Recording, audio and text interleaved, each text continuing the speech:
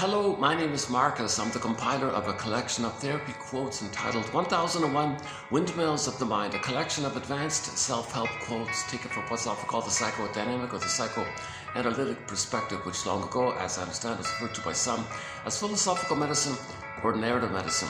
Nowadays, generally referred to as depth psychology or shadow work or analytic or dynamic psychology. It just means that we may have had an experience originally, relational of course, relational. Yeah. Now in normal development, the relational dynamic allows the child to have his feelings, his wishes, his needs, and the feelings that can be all alive and there. They can exist, meaning the child can know his wish, know his need, and be okay with it, and then and accept the feelings around whether or not the needs are met or not met. If the child's needs are met, obviously feels pleasant. Okay. If the child's needs are unmet, okay, he starts to feel stress and tension and distress and worry and concern, tension, and may final pathway build up to the anger. Anger is the SOS, or the communication or the signal the baby's love needs are not met. Now again, when we say love needs, we mean attachment needs, relational needs, mother-infant needs. So anger is an SOS for love, anger is an SOS, signal, cry for love, and the needs are not met. So basic link, feelings and needs are linked like that. So under everything we feel, you got to look for the underlying wish or need. It's kind of synonymous. Some people say need, some people say wish. Okay. So in the original interaction with the mother, assuming everything's okay, his sense of embodiment, okay, where the feelings come in the body, I feel that if I am. So his relationship allows his amness, therefore the feelings, and they're both in the body. Lowen likes to say you are your body, basically, and your feelings are there. I am, you are what you feel, so your feelings in the body, so you're your body in effect. Let's just stick with the feeling self, or the ontological self, the sense of self, called embodiment, ensoulment, feeling real and alive in the body, like that, called the feminine principle or the feminine quality, like the moon. So the moon is a symbol of the still calm presence, like presence and being called feminine. So sometimes this being is like the moon, so they would say the yin. In the yin-yang symbol, you got the yin, the black part, that's like the moon, the beingness, the powerful, calm, like of the nighttime. And the daytime is like the active, bright, sunshiny like idea. That's like the doing from your being, yin and yang. So from your being, okay, you got the yang, the doing, and it kind of circles around. Kind of like you sleep, you wake up, day, night, okay, day, night, like that. So moon, sun, day, night. So there's meant to be like a natural flow. Now your doing comes from the being, and the being is there, and your doing comes from the being, made and king. So your doing is from the being, it's called made and king, your ethical. When you have your feelings in your body, and you have a wide range of feelings, your ethics, morality, you can calm down and express and live in love in whatever form it takes. Creative living. Yeah, I just saw a clip of Sean Cassidy.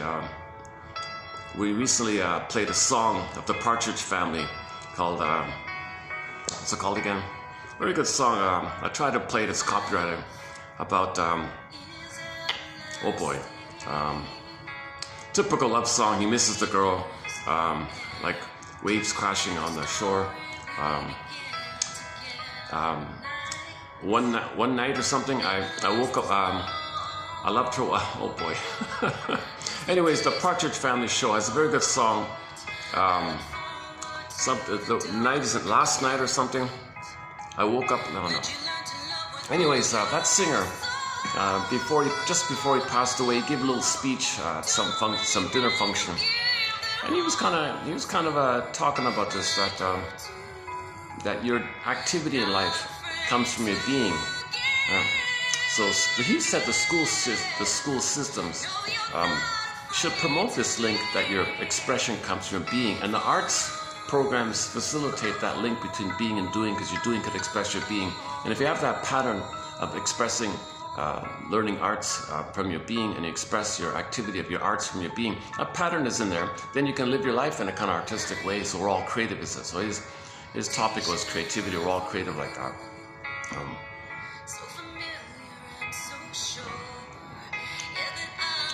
Okay, you know, it's funny, This is take 2. I was very refreshed and energized yesterday. I was at the other place. I got the nice place. I booked it. I got the nice room there. And I did an almost 4-hour, 3.5+ hour video on what I'm going to redo here. And I thought, son of a gun, some tech issue, it didn't upload, didn't fail or something. I don't know what happened. It's recorded. The phone says it's there.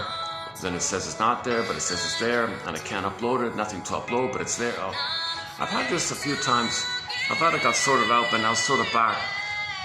Part of the confusion is I'm saving my videos, hoping that YouTube will correct its sound issue. Now, about a week ago, YouTube changed something where if you're in the process of uploading a video, you don't hear anything.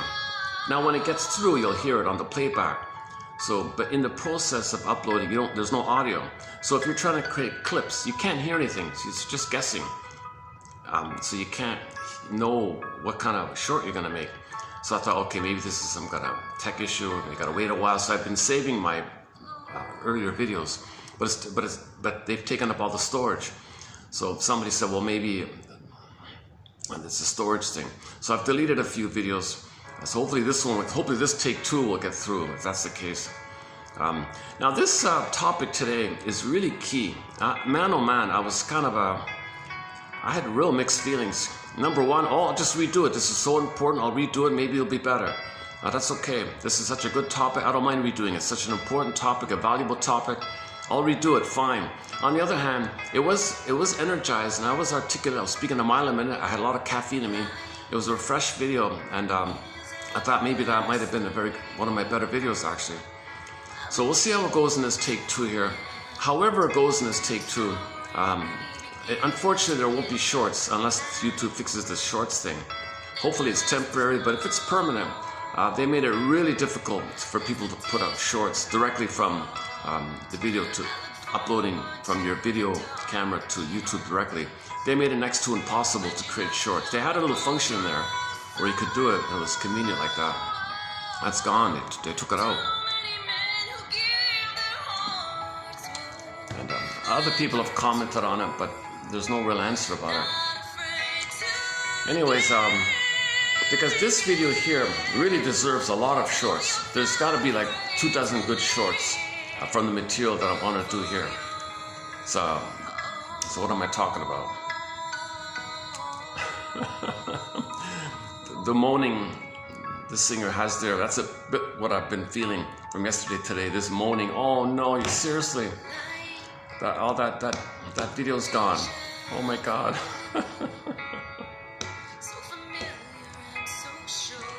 Luckily, a lot of good videos have been uploaded lately, so I'm okay with that. But that in particular was especially good.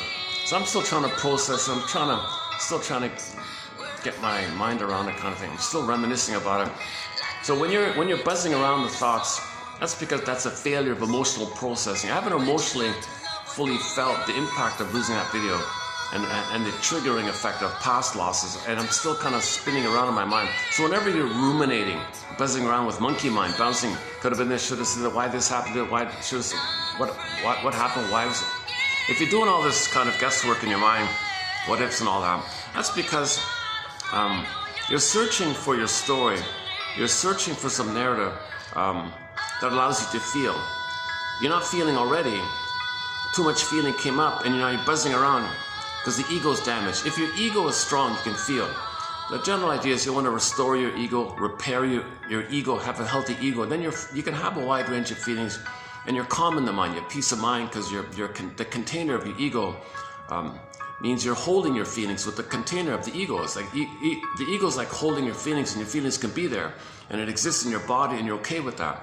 Whereas if you have a feeling and you don't understand the feeling, then it's going to be repressed. It's pain. It's coming up. You push it down, but it's coming up.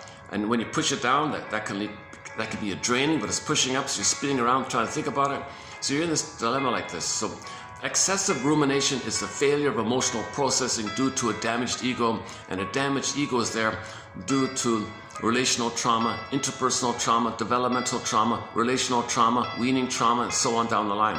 Between the baby and the mother, if there's a trauma, that child's ego is going to be damaged. His cognitive perception will be very narrow. His emotional life will be very narrow.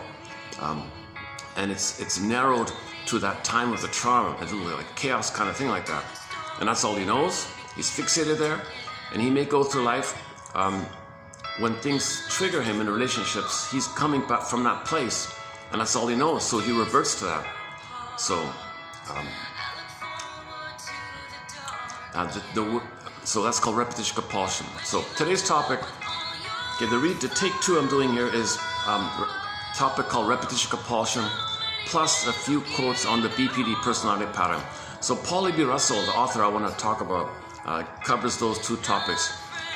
Man, oh man, I wish he finished his book. He wrote a few articles during the 60s or 80s, 60s to 80s, I think.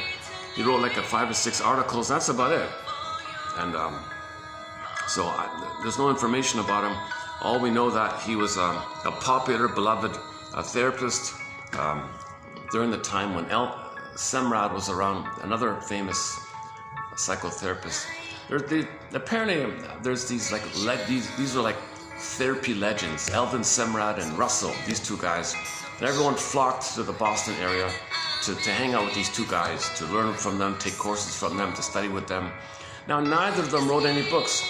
In the case of Semrad, 2 of his students wrote down some of his little aphorisms and little sayings that he had, and I posted those quotes already in the collection. They're good little one-liners like that. But I think the more helpful material that's left behind is by Russell, Paulie B. Russell. So he left, I think, 6 articles, 6 short articles. You know, like each article's like 5 or 6 pages like that. But they're good. It's all on repetition compulsion. Okay. So when there's trauma, we repeat this topic. Okay. And then he even calls it. He even makes it synonymous. Just think of them as synonymous. If there's trauma, you're going to repeat. The more trauma there is, the more urgency there is to repeat. Like the more pain there is, you're going to repeat because you want to get a better outcome. You want to get mother's love in the past. You don't want to be in pain. You're trying to process. You're trying to work it through. You're trying to get some resolution or clarity. You want to feel safe from the past, but the present isn't the past, so you repeat. Because that part of the brain doesn't know time. All time is that time, so the present is still the past. So the present is just a reenactment, replay, like quote-unquote new edition of the past.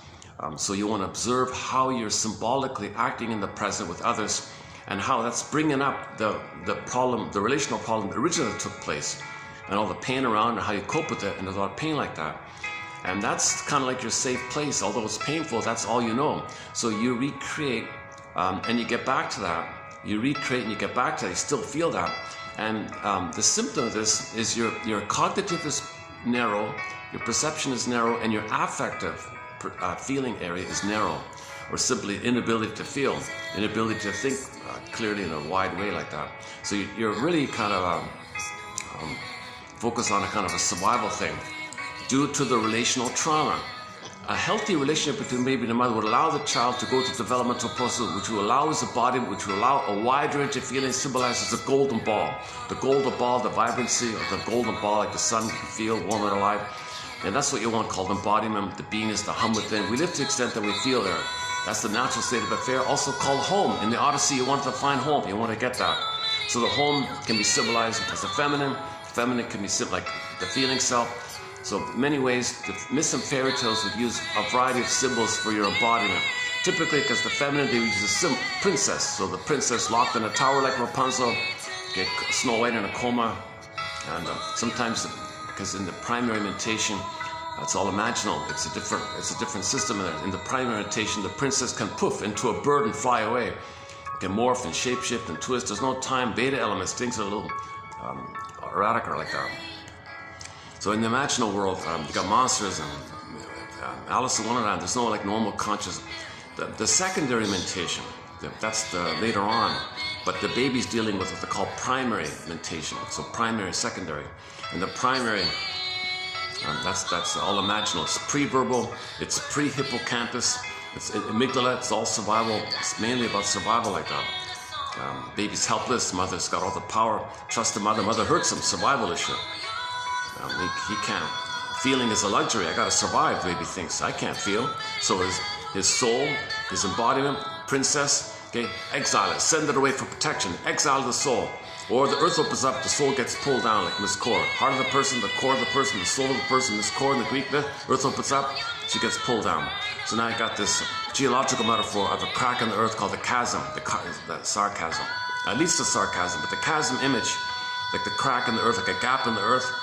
The gap means, one quick way of thinking about the gap is that what the baby needed and what he got. There was a huge gap between the two. There was a huge gap between what the baby needed and what he got. That gap, okay, meant his soul's going to go away. So the earth opened up and the soul went pulled down. That's Miss Core. Miss Core means the princess of your soul, your core self, your ontological self, your sense of self, your embodied self, etc. And then it went down like that. Now I got this core. That's a pain that your soul can't be there. The image is pretty clear like that. Now the mercy is the brain sends you endorphins, the swoon. Emily Dickinson calls it the swoon. There's a pain so utter, swallow substance up, then you go in a swoon. So you got the swoon there. So that's like, keeps you numb a little bit. So your beingness is not there because it went away. It got pulled down. In the Disney film, Joy Satis got souped away, similar idea. Go I know not whither and bring back I know not what. So midlife, you recognize this and you do conscious work to see if it comes back to you. So the ability to feel, or the range of feeling, is very restricted like that. And the thoughts are based on a lot of projections, a lot of fear-based projections, a lot of survival projections, and you return to that kind of place of the trauma. Now, what's the baby? Yeah, yesterday we talked about this containment idea. They use the jargon containment or holding.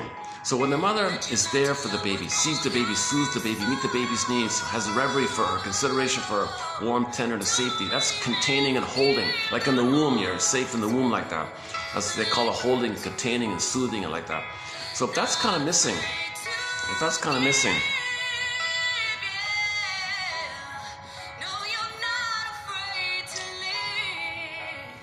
okay, the one point about it is, if that's missing, it can lead to what he calls the narcissistic parameter.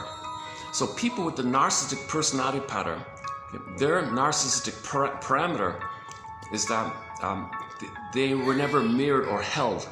So the baby sees the breast as a thing he owns. It's a property that he possesses, it belongs to him, and it serves him. So people with the narcissistic personality pattern, their narcissistic parameter is that they see everybody's symbolic breast that should supply them. So that's why there's no empathy or love or feeling for others or care for others. They think they're in a solipsistic entitled bubble. Always be seen as kings and gods. They feel special and entitled, and they want to get supply. So attention, all the things that people with narcissism look for. Center stage, look at him, and don't care about you. And there's no gratitude because they only have entitlement. They didn't develop to gratitude, so the developmental process failed. So repetition compulsion also represents the failure of the developmental process. The developmental process is meant to be from entitlement to gratitude. Okay, or in the Miss Klein says from the paranoid schizoid to repressive. It's a developmental kind of thing. So if the repetition compulsion is before 18 months, you're operating at a more part-object relating called the oral fixation, oral regression, part-object relating. So that's why everyone's just like things you own, and that's why you don't love others. So in the relationship area, you don't love others. You're just gonna spin around the rigmarole of the repetition compulsion of you being fixated at that kind of place. So back to the idea that if the baby wasn't held, his rage at this phenomena, okay, the cry for love there was tension added on to the love, which turned to anger and rage. Okay, that baby cried, SOS, mother, she blocks it, goes in. The baby's rage going in on himself. In the imaginal world, poof, there's a monster. Remember the primary mentation. Now he's got a monster and they're hurting him. Believe it or not, he said that's the baby's attempt to contain himself, to hold himself. So the container is that he's trying to contain himself and hold himself. So he's holding on to the monster who's attacking him like a teddy bear almost. There was no mother. He's creating his own teddy bear out of his own rage. The rage is his mother. So he's loyal. That's the desperation of the inability to feel. Because now he created a monster, i.e. his anger. Monsters of the id. Id monsters of the id. So the id is elementary basis of the unconscious. So these monsters are within.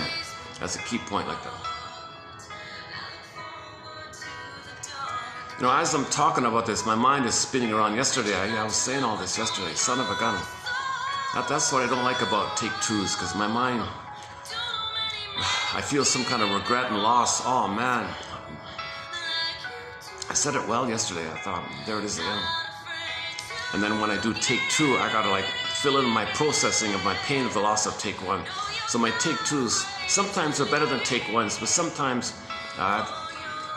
let's see if I can hit the pause button here. I'm ruminating about yesterday. So let's go back to the challenging idea around why people with the narcissistic personality pattern are like that.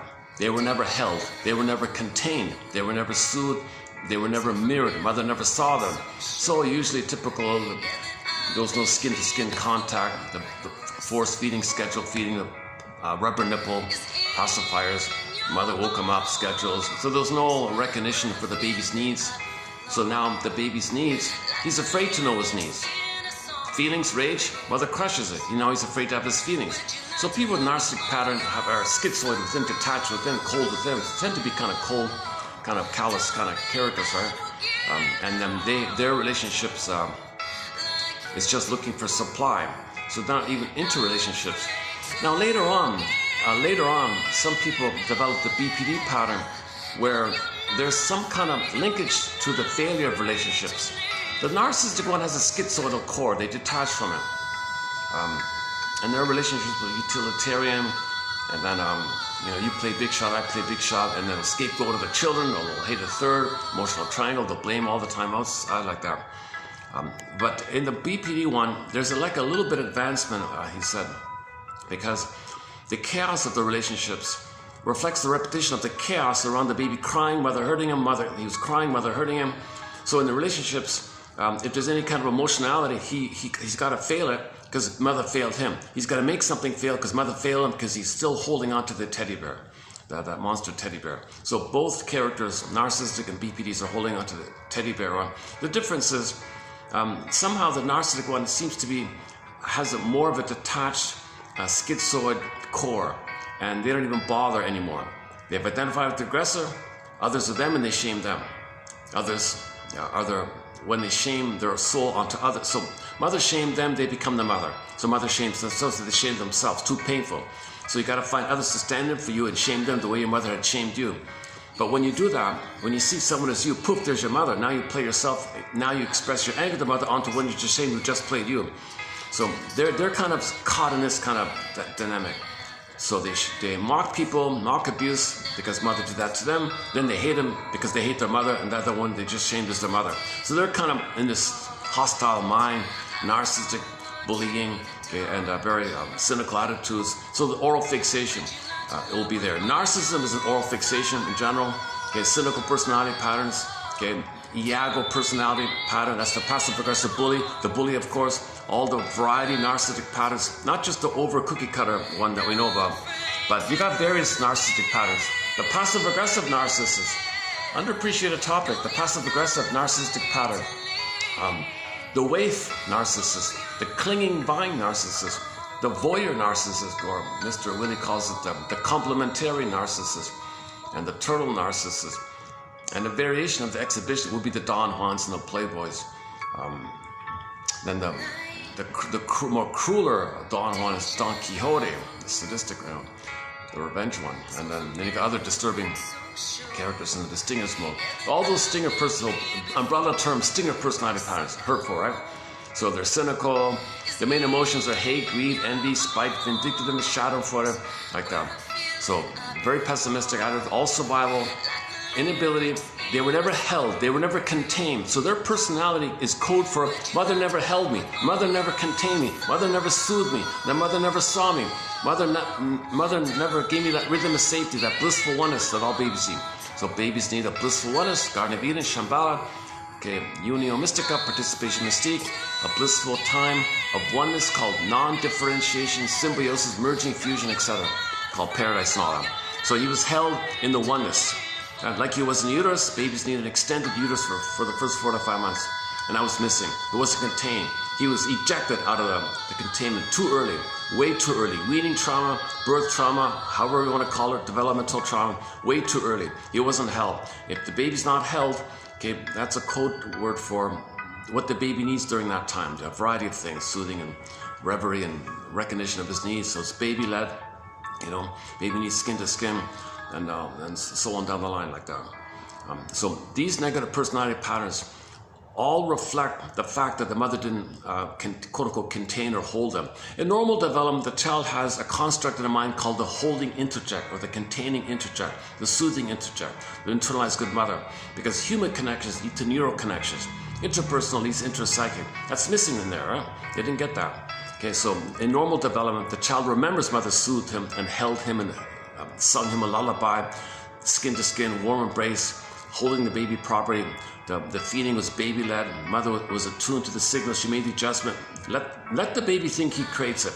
The mother allows the baby to think that the baby owns the mother and that the mother's an extension of him. And what he wants, magical thing he gets. The mother gave it to him. No, baby thinks he gave it to himself. Let him have that kind of phase. It's wired him. The mother soothed him. He can soothe himself. So that's all kind of missing like that. So the baby's supposed to have what's called this soothing interject or holding interject like that. Okay, meaning memories of mother loving him, basically. So that's called a secure attachment style. If there's an insecure attachment style, whatever form that insecurity, the trauma bond, okay, reactive, unformulated, dissociative, unformulated, anxious, avoidant, preoccupied, all these kind of disturbed, troublesome interactions, it's very painful like that. There's no soothing. It's just stress and fighting and all that. And the baby's in a battle like that. You might become the aggressor, and that's what's in the mind, you know, like that, because, you know, the anger is his attempt to hold himself. So the baby's anger at the trauma with the mother, that's his attempt, Libby says, to hold himself. That the containment, what's holding him within is his anger at his mother, and he's like holding this monster image like a teddy bear who's attacking him.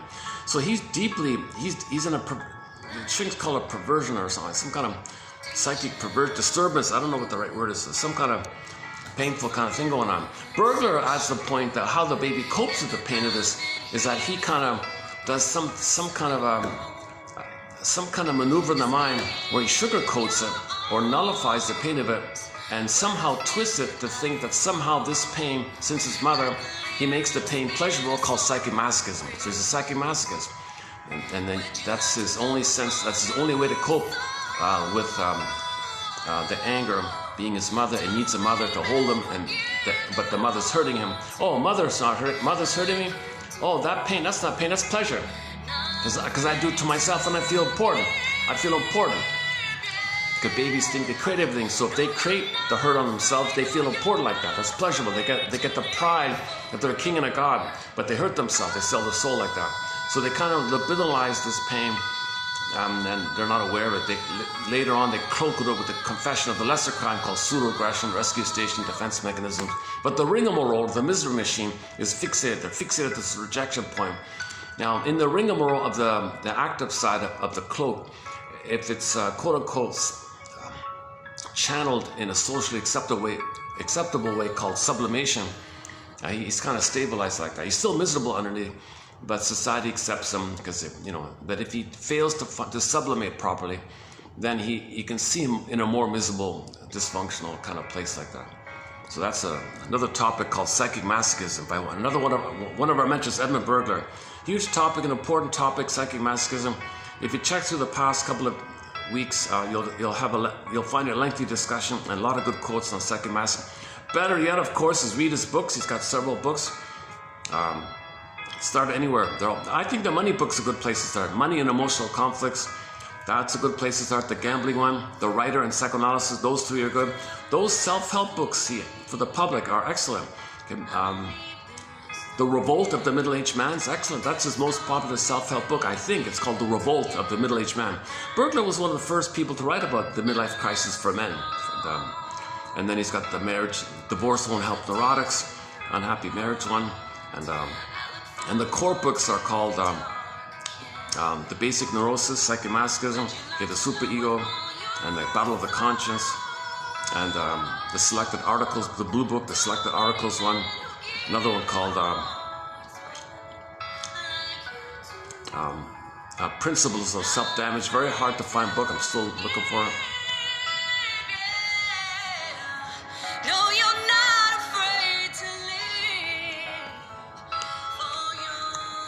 So what you're gonna learn, hopefully myself as well, is a little bit about this containing idea, that the baby needs to be contained, and the negative personality patterns reflect the lack of containment, because the baby has to contain himself. What's containing himself is anger to his mother hitting himself. That's containing him, the anger. So in relationships, it's got to go around to this point. He doesn't know anything else. It's familiar. It's the only safety he knows. It's the only thing he knows. Right? To get out of it, of course, is mourning, safety with someone else, free association. You mourn, grieve, mother failed me, you mourn about it, and you broaden your feeling by it. So repetition compulsion is an attempt to feel. Repetition compulsion is actually trying to resume development. Repetition compulsion means arrested development, and you're trying to resume development so you can feel as a byproduct and get your golden ball in your penis as a result. So the positive side of repetition compulsion is we want to resume development so that we can have a broader range of an ability or capacity to feel the proper range, not that limited survival, stress, fear, anger, shame, so on. You want the warmth of tenderness and affection and creativity and the feeling real and alive in the body, that broader range, the golden ball idea. Great song, eh? The song is called Your Own by the singer's name is Tracy Bone. This is off her first album, 2018, I think. But if I'm going to dig up the quotes, should I just jump into it now? Yeah, maybe. Okay, let's do that. Let's see. I have to stop the music. It's better if I stop the music. Eh? Actually, I can, it's funny, I can play it and read the quotes at the same time. Let's give it a try. I did it yesterday. It worked out okay. Huh? So, okay, let me forego the usual introduction that I often provide. It takes a couple of hours to do that. But the stingers and the clingers, and then identification, the aggressive projection, protective identification, and and how myths and fairy tales show us our trauma by the princess being exiled. Princess means feelings, want to get back our feelings. So let's just, if you randomly click any of the videos in the channel here, you might get like a general overview, and it covers the main points. So what I want to do here is, the quotes below for this video, I discussed at length. The oral fixation, if you look below if you look in the description box of this video here, posted here, it's all about oral fixation. Now I've discussed it at length recently, so I'm just going to let it stand like that. If you want my discussion, you can find it. So they're pretty clear like that. So oral fixation, oral regression, okay, means in the oral phase up to 18 months, if the baby's traumatized and frozen there, hence the oral fixation. And when there's trauma, we have the unconscious hope for the fulfillment of old unfulfilled needs. Okay, so the oral fixation takes a variety of forms. The most obvious ones are the overeating, because you're looking for symbols of mother to disappoint you, because you're tied there.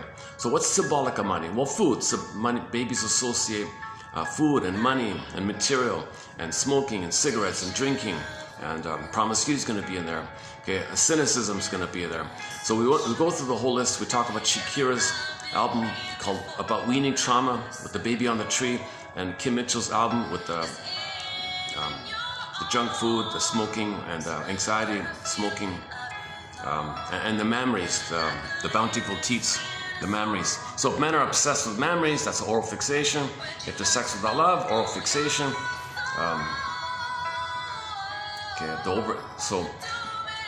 So when the child repeats the failure with the mother, how do you repeat it in the present? You're not in the nursery. How do you repeat it? How do you symbolically repeat it? It's called, due to the compulsion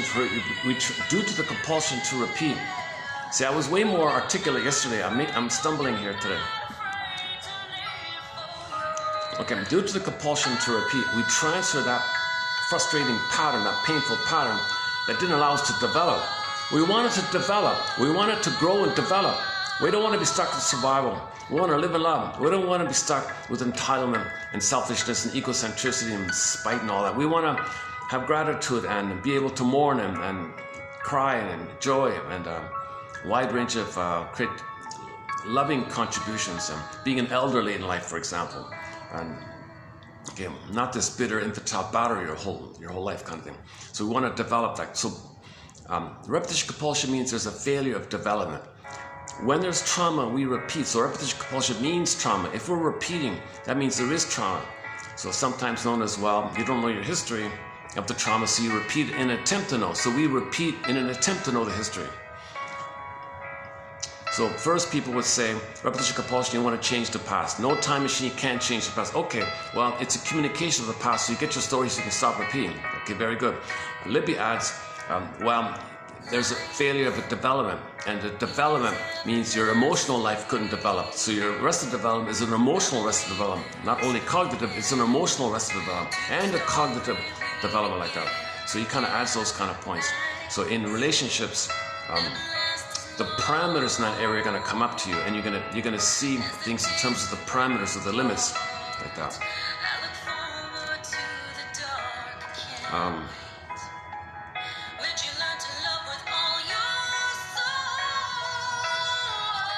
I'm thinking about yesterday. I'm doing it again. I'm thinking about yesterday.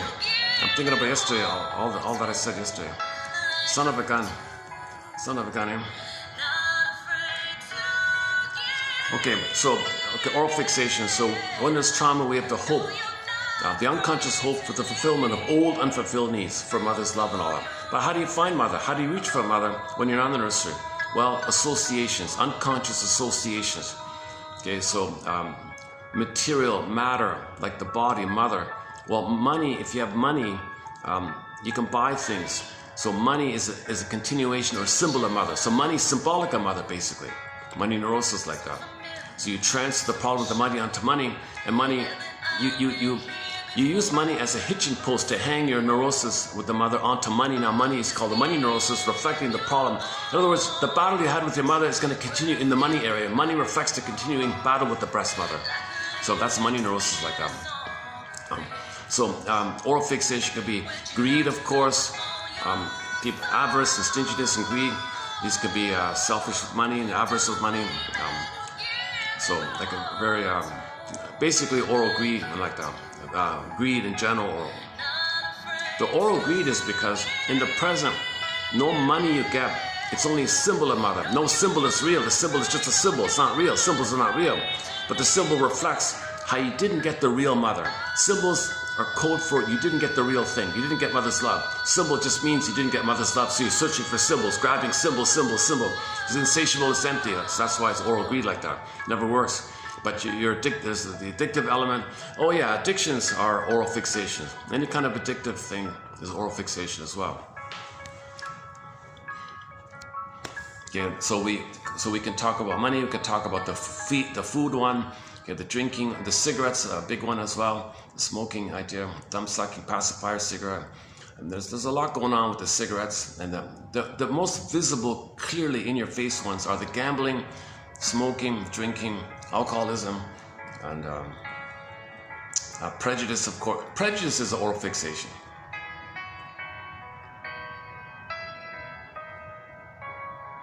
Just people passing by you. They took a look at me out of curiosity for a second. I was curious about them too. But look, they seemed out of place, kind of. Where did you two come from?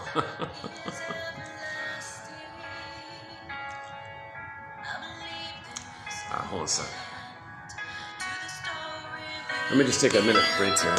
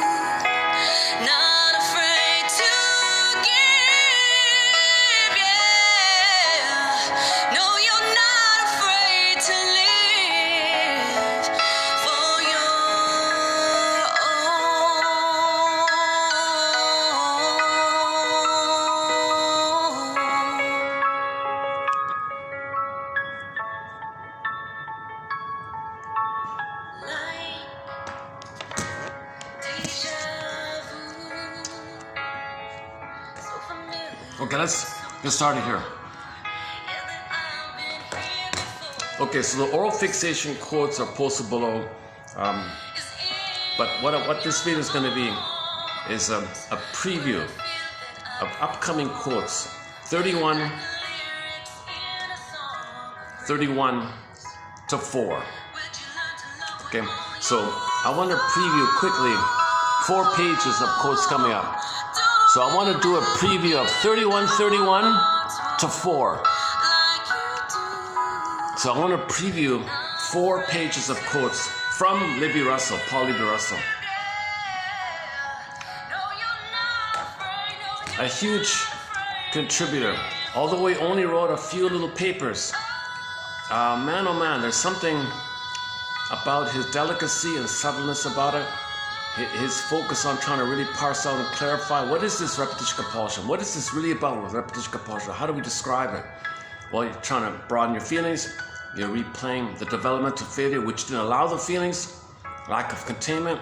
So these kind of topics are going to come up here. So let's begin. Okay. Now this, unfortunately, it's a little. There's a bit of a bouncing around quality here. So bear with me about that. So I'm just gonna, for my own convenience, I'm just gonna read them as I found them, kind of thing. At the core of every neurosis lies a repressed infantile wish. So let's start there. Every dysfunction, every neurotic behavior, or just in general, there's a wish underlying whatever, fill in the blank. So if the person is a smoker, he had a wish for the nursing, for example, usually. So this relates to the broad idea of needs or wishes, put it together, and feelings. The link between needs and feelings. As mentioned earlier, if needs are met, you feel good. Needs unmet, you feel distress. So you notice your feelings. Ask yourself, what childhood need that I had that I'm feeling now that's triggered up by some catalyst in the present, something triggered in the present? I'm feeling stuff. That means the feeling means there was an unmet need. So when you feel distressed by a trigger, let's say, or some repetition and failure like that, and you're feeling distressed or sad or something, or whatever the frustration or the tension is, you gotta think about, as a child, you had a need. You had a need for containment, for soothing, for holding, for reverie, for mother recognizing you, seeing you, accept that, all that kind of area. You had that, it was unmet. That's coming up by the triggering phenomenon, which you created in your repetition compulsion. You recreate the pain in the past to know the pain so you can process it. So your behavior in the present of dysfunctional living, the rigmarole is to bring up those old feelings, to resume development. Therein lies the seeds of your development. Although it's painful, neurotic, therein lies the seeds, the seed. One person said the seed is like in the cement. How can you develop? How can a seed blossom if it's in the cement? So you repeat to dig up the seed and see if you can go from there like that. That's one of his points as well. The idea about the seed. So in general, at the core of every neurosis lies a repressed infantile wish. In a recent video, we did a quote by Arthur Janoff, on another topic about. Basically, in the beginning, we repressed everything, right? Then I pushed down like that, repressed, pushed, pressed down, like pressed down, repressed. Okay. So it's in your unconscious shadow like that. It's bubbling there, but you got like a numbing. You got like the endorphins. You got some. You got enough endorphins to sponge it, to buffer it like that. So it's holding, it's contained like that. Now, if it does leak up, if there's too much pain and something leaks it up, leaky gates, he calls it. Then you want to push it down again. The round 2 of repression 2.0, when you try to repress again from the previous repression, the second round of repression, that's draining, and that leads to depression, he said. So depression is repression 2.0, when the first repression wears out, kind of thing. So so that topic by Janoff was interesting. Depression is not a feeling. Depression means you're not feeling. You're afraid to feel. You're pushing it down, and it's draining to push it down. That phenomena, what you're experiencing, that's called depression. But it's not like, you got to say it like that because you're not feeling. You can't say it's a feeling when you're experiencing what you're experiencing because you don't want to feel. You're trying to push down your feeling and not feel. So depression means you're not feeling, in other words. That's what he said. Depression means you're not feeling. You're afraid to feel. That's called depression. you're way better off to work towards to see if you can feel it than you're free from it. As long as you keep repressing it again and again. And the idea about the inner ability to send you endorphins wears out. So then you look for outer things, tranquilizers, anesthetizers, cigarettes, and other things. And if people do take, so I'm not a disclaimer, I'm not a doctor, but Janoff was saying, if you do take what you're prescribed as something, there's a whole topic in there about that, and the risks about it. So let's not go down that path. Again, I'm not a doctor, but I tried to cover what I thought Janoff was discussing. So Janoff, before he passed away, wrote an article on depression. We don't have a thread in this topic, but but man, oh man, we have 10,000 quotes here. Seriously? No quotes on depression? You got to be kidding. We've got 10,000 quotes plus in this collection, and so far today only 2. So yesterday, the last video was the number 2. Okay, let's go back to Libby Russell here. At the core of every neurosis lies a repressed infantile wish. So if you're repeating your dysfunctional behavior again and again, at the core of this whole repetition neurosis, this neurotic. So neurosis is the petrification of an inner conflict that's repressed. Okay, neurosis means you're not feeling.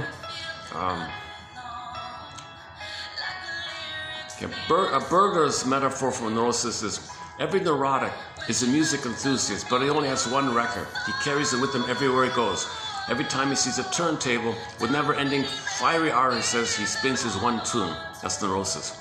So how you coped in the pain, and you do it again and again and again, you recreate it, feel it again, recreate failure, recreate failure, recreate failure, recreate failure. That's neurosis.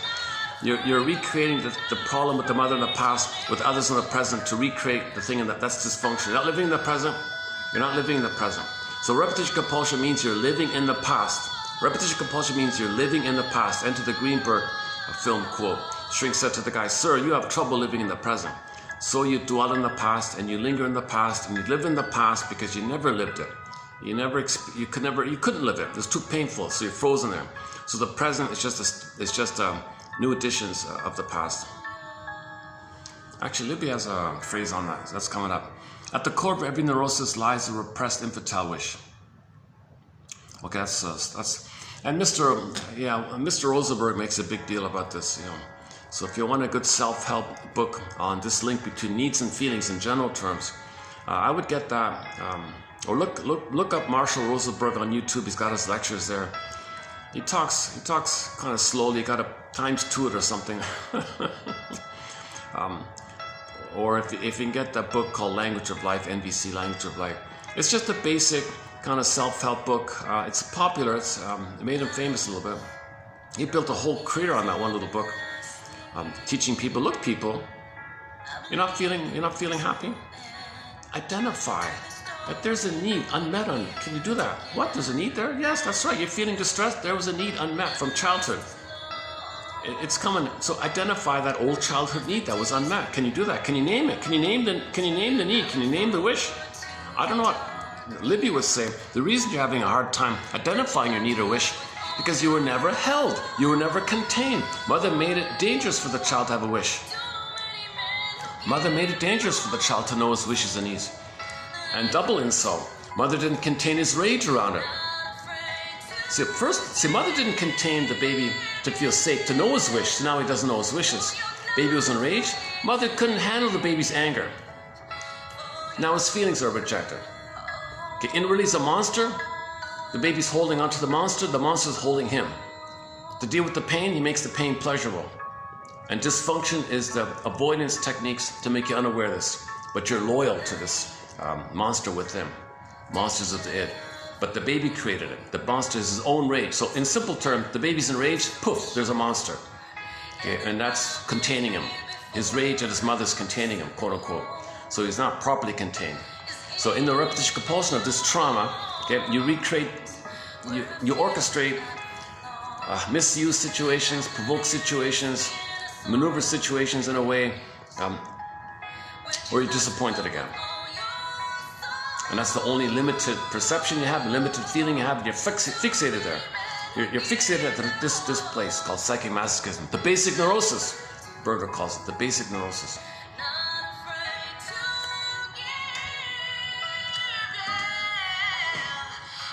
Okay, keep in mind that, so yes, the baby does structure,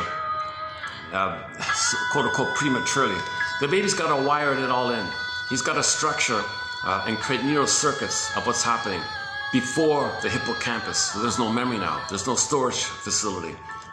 Hippocampus gives you time, linear time, context, story, narrativization, what's going on, a broad bird's eye view, three-dimensional, what happened to whom, what did the mother do, and cause and effect, and you felt that. You got the whole life there. You got the whole proper library, archive or something. You got some storage like that. But the baby wires in things before that came on. So all this wiring comes in the survival brain. So it's in the body somewhere, mysteriously leap between mind and body. The body keeps the tally, the body keeps the score. The body remembers somatic memory, body memory, implicit memory, procedural memory, psychic stencil, psychic template, psychic blueprint, endopsychic structure, intrapsychic structure. There's a structuralization going on. So the memory, in other words, the memories are there, but we don't know it. We don't know any kind of story like that. So the therapy is to link it by making inferences to storytivize or narrativize this stuff. Narrativize it, put it to narrative form. Now you're moving to the capacity of understanding and forgiveness, which leads to mourning, and then your life force can be free for the present. So like everybody says, you got to make the unconscious conscious. But unconscious is unconscious. How do you get glimmers of the unconscious? Well, wake up in the morning dreams, free association, see what really comes to mind. Look at your patterns as a repetition, as symbolism of the past, and you do that kind of detective work of so on. So the second quote here, the tendency to structuralize prematurely. This is because the major serious error that occurs in treatment is the failure to allow the individual to discover his wishes in a highly unique, creative way on his own and with utter conviction. Okay, so he's given advice to counselors that if the therapist you should do this and you should, why do you say that? I'm telling you that I got the answer. No, he's meant to discover his wishes himself. The therapist provides the quote-unquote container or safe atmosphere, safe enough for him to finally get in touch with those seeds of wishes. Oh, I think I like this with conviction. I really like this. So if he's interrupting or he's triggered and acting out on you or whatever, okay, that's not going to happen like that. So the point is, as just mentioned, the baby had wishes and needs, mother crushed it. So in the therapy process, if the helper is too busy, is a busybody, you don't feel safe to know your own wishes. You create the safe environment for the seed to come out of the cement. Don't pour more concrete on the cement. Allow the cement to crack and the seed to come up and blossom like that. Okay, that's just about the point about this conviction. So the person discovers his needs and is a felt truth about it, right? Oh man, you see, yesterday I went on a half an hour rant on this next one here. Son of a gun. Okay, next one, number 3. The quiet, telling it like it is, for its own sake, with no axe to grind, can be one of the most impactful and influencing experiences of life, whether from a friend, spouse, stranger, therapist, etc. The treatment experience is very simply the attempt to maximize this occurrence by virtue of the fact that the therapist contracts to keep his or her needs and wishes in the situation relatively minimal in exchange for his payment. Okay, part of the failure in therapy is that if the helper has oral fixation, oral regression, stunted development himself, his emotions are limited, his perception is limited, he thinks in either or terms, he feels entitled, he thinks to receive, and he uses the client as a source of narcissistic supply. He's going to give him money, that's money, that's mother. So he uses the client, take his money, that's mother, oh, thank you, supply. Now he admires him, says how amazing it is, supply. So the therapist is center stage like that. So that's going to fail, obviously. What the therapist is supposed to do, if he does give feedback, there's no agenda on his end. The quiet, telling it like it is for its own sake, with no agenda, is the most helpful thing. So therapy seeks to kind of maximize that kind of thing. Okay, yeah, okay. That's too bad. I had a good rant on it yesterday. Oh man. Okay, next one, number 4. In contrast to the enormous amount and variety of power which the client may attribute to the therapist, the only real power the therapist has is the power to understand. Play Rick Emmett, Saved by Understanding. The power to understand. So a lot of people have this delusional idea that the shrink has some magical, it's nonsense, right? His gift is that he has empathy, he understands what you're going through, he understands repetition compulsion, he understands trauma. With trauma we repeat, he understands transfer. In the present you're going to recreate the past so you can bring it to your attention like that. He understands that kind of thing. So there's a kind of understanding on that end. And he wants to help you to develop his way of understanding. No, he wants to help you, think like a shrink, right? So the therapist, quote unquote, lends his ego to the client. And he observes the therapist's ego and he internalizes the therapist's ego and thinks like the way he thinks it, a bit like that. So there's no magic like that. There's no magic. There's no hypnosis or suggestion. In his presence, disclaimer, once again, I'm not a doctor, I'm not a therapist, I have not been analyzed myself. Played Joni Mitchell's song, This Flight Tonight, made popular by Dan McCafferty. I'd be on this flight tonight, fly somewhere and find an analyst and do a full analysis, find my blind spots, Bruce Springsteen's song, Blind Spot. A copyrighted song, I couldn't play it. I tried to play it, I couldn't play it.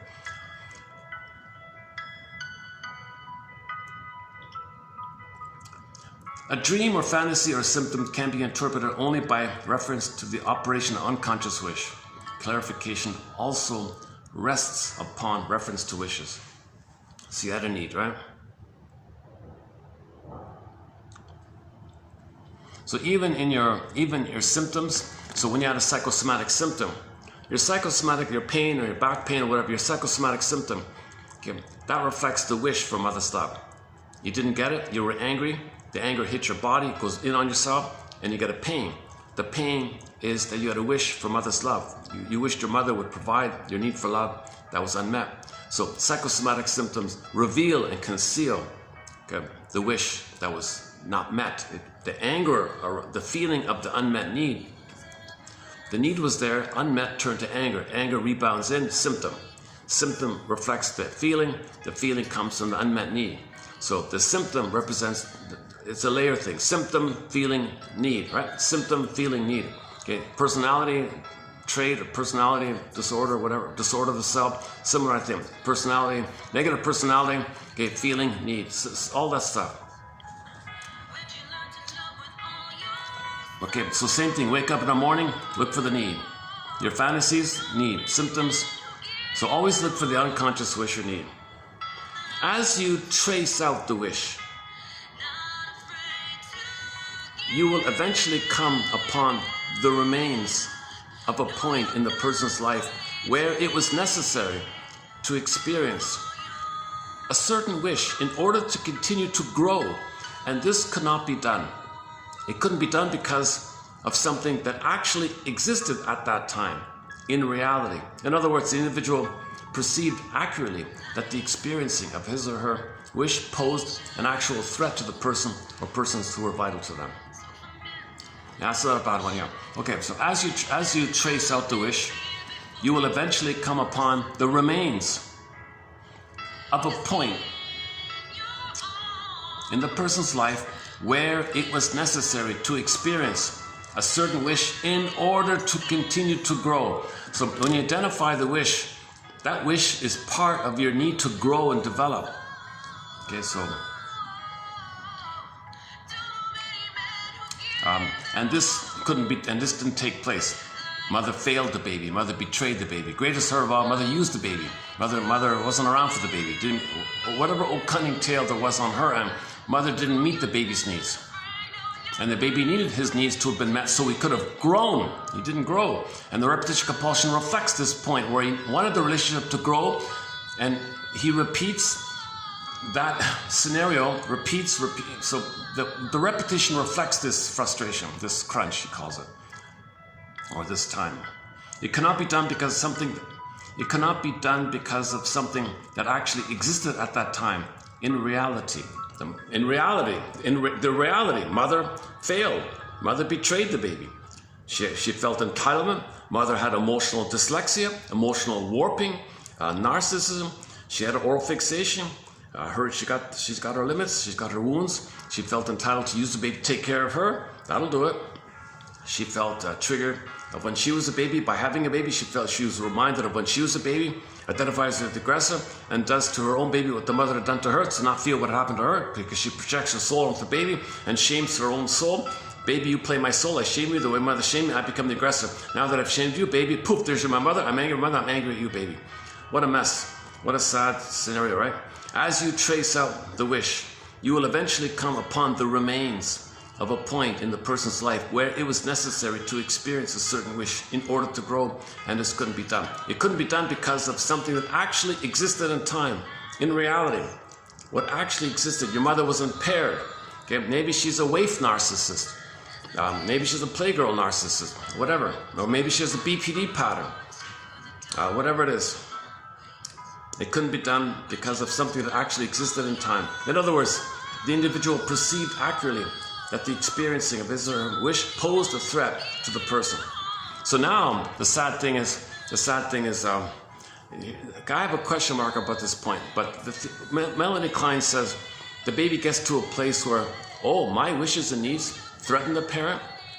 They don't like my needs and feelings. It's a threat to them somehow. They can't handle it. This big giant monster, this big giant woman in the nursery, and I'm a helpless little baby, can't handle my little need. Holy, you know what? Wow.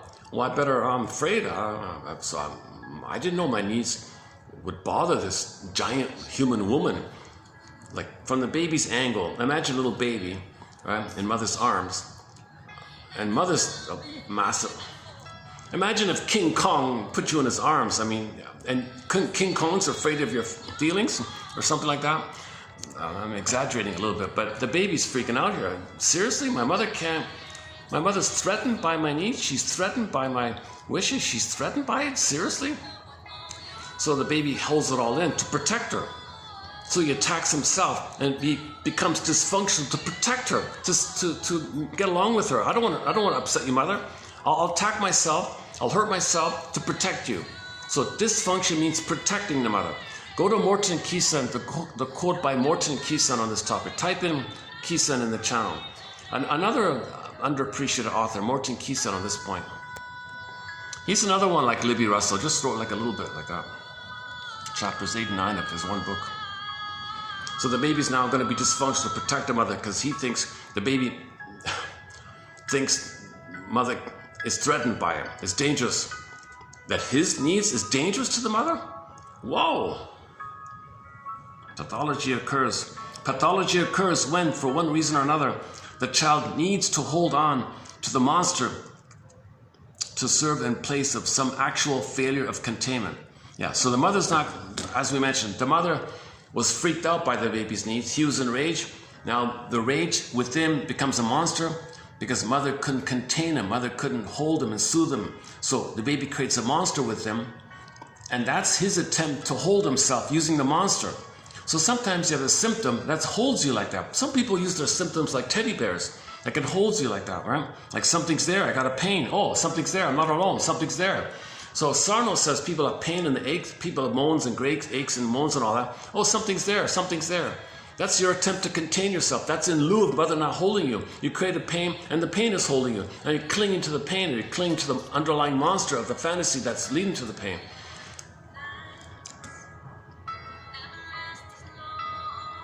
I'm speaking in a different... I was much more calmer yesterday. I keep comparing this video to yesterday.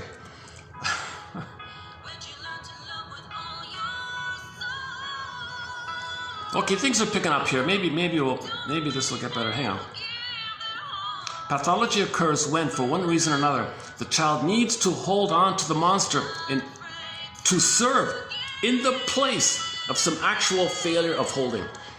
It is the child's, in fact, necessary attempt to do this, to protect the mother against his wish.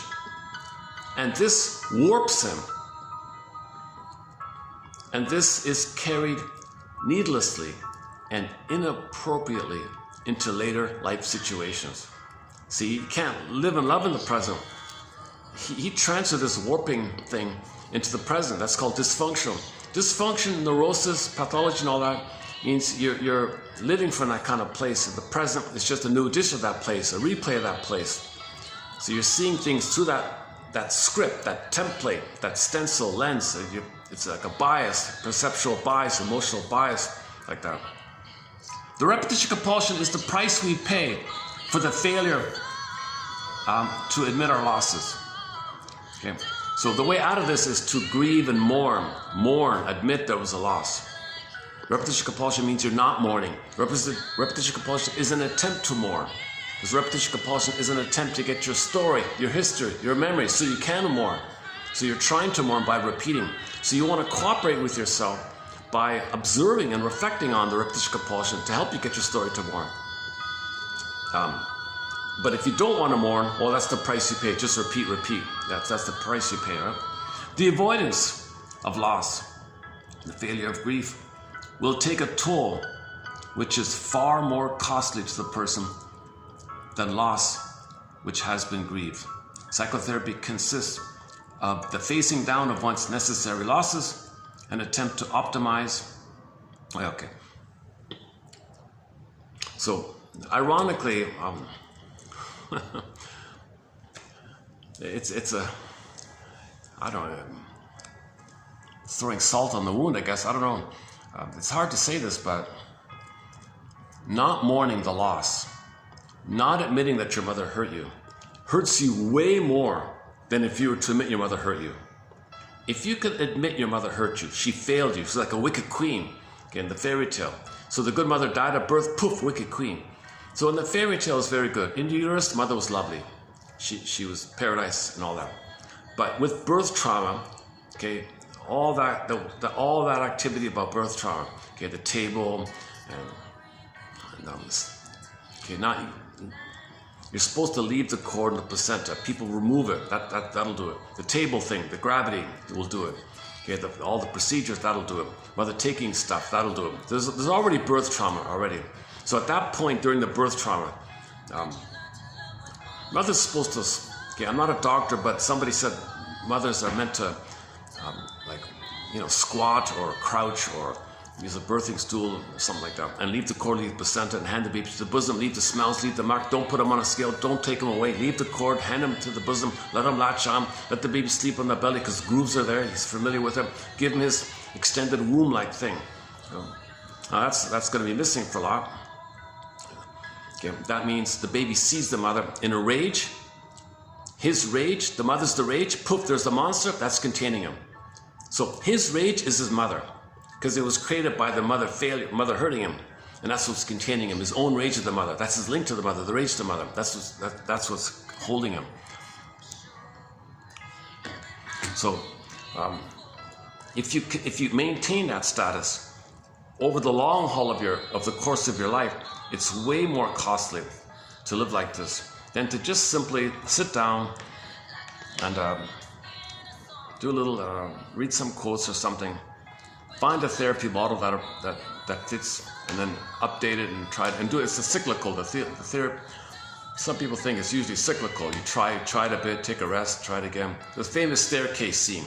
You go around, but it goes up. But the view is the same, but you're a little higher each time. You can see the same thing, but you're a little better off because the view is broader as you go higher up the staircase scene. He also uses the staircase metaphor. Healing is being cyclical like that.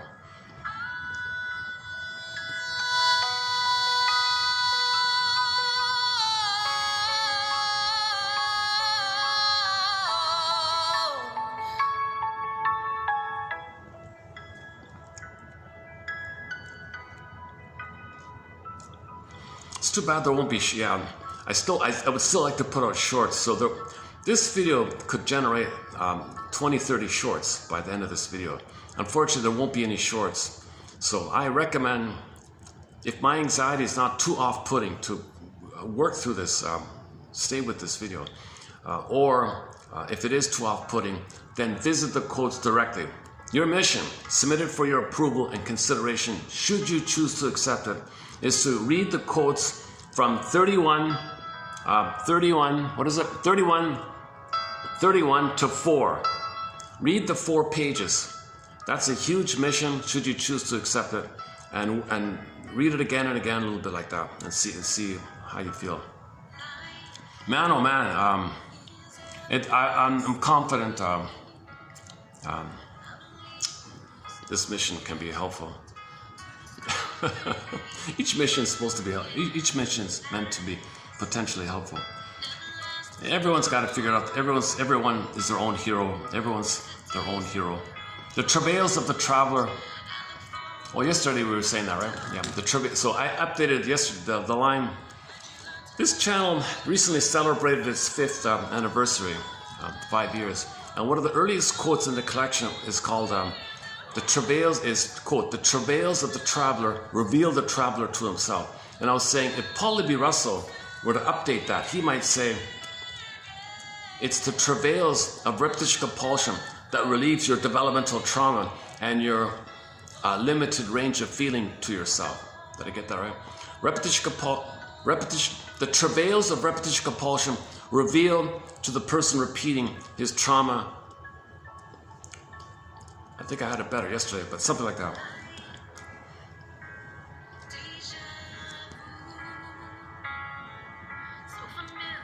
Okay, so we did the monster one already, right? All right, let's go on. Okay, the repetition compulsion is the price we pay. Oh, we did that. Okay, hang on.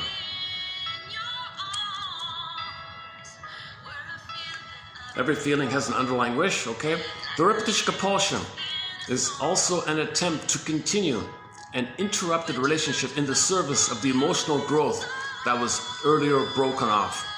It is the scar tissue of the injury to the capacity to feel. Look at that. So the trauma of the incapacity to feel, there's a scar tissue there. From that scar tissue, psychic scar, that's what's driving that's the engine of the repetition compulsion, the scar. You're trying to pick up at that place and face the scar and heal the scar and resume like that. Repetition compulsion is also an attempt to continue the interrupted relationship. So the relationship between the mother was interrupted. It was failed. Mother hurt the baby. It was interrupted, frozen development. So we repeat in an attempt to pick up there, to continue in the service of emotional growth that was broken. Repetition compulsion is the scar tissue of the injury to the capacity to feel. The repetition compulsion represents the repetition of the interruption of some important early relationship. The interruption of this relationship carried with it, in a context specific to it, a stunting and arrest of development.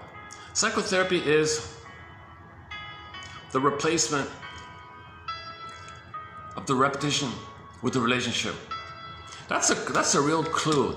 If somebody has an authentic relationship, really can have an authentic relationship, they don't need to repeat stuff. They'll quit smoking, they're happier, they're calmer. If you have a real relationship, right? So therapy is supposed to be the entry into that world. To have one time in your life an experience of somebody not shaming you and mocking you and using you and using their power against you and being cynical. To have some caring witness for once in your life, right? Then that's wired in like that.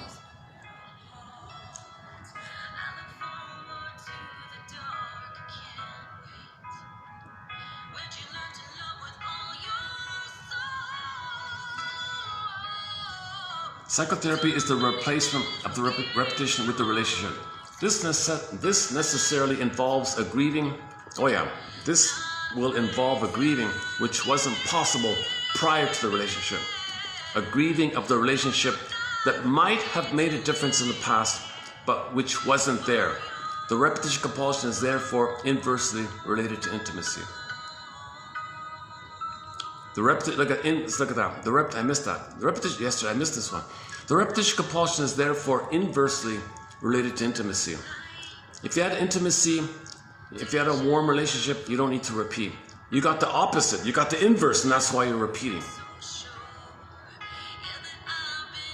If you're repeating, your mother failed big time. Now, part of this on the mother's side is that she doesn't know that she had been failed by her mother. So she fails her child to communicate that she had been failed. She's trying to get her story that she was failed by her mother. So she fails her own child as if to say, that's what happened to me. Look, world, that's what my mother did to me. What I'm doing to my child, that's what my mother did to me. And that's the transmission of this trauma. Transmission, the intergenerational transmission of trauma.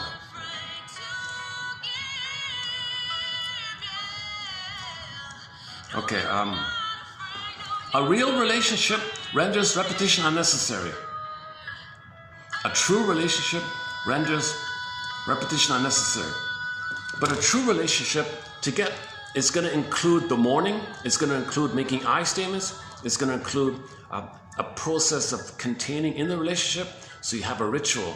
And yesterday oh my God, we talked a lot about the indigenous people, about the circle, the healing circles, passing the eagle feather and the talking stick, calling in the directions, creating an intention of the circle. And every morning the Sonoy tell their dreams. And I played some indigenous music. I missed all that. Yeah, we're missing all that. That was one fun part of yesterday's lost video was I played Willie Dunn and Sylvie Bernard and Kaylin Johnson, Gentle Warrior, and a couple of other indigenous inspirational kind of material.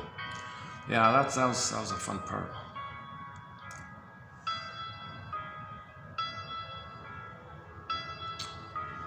Okay, let's see how it goes. Maybe I'll play it again later. What is it, 4 o'clock? Okay, yeah, maybe we have time. Still recording? I hope this video gets through. If this video also doesn't upload, I need to get a new phone then, finally. This was meant to be the replacement phone, but the microphone doesn't work. Other things work except the microphone. If I record on this clunker, this was a bargain bin clearance sale, like if you went to a dollar store in the corner in the bargain bin, it was a clearance sale.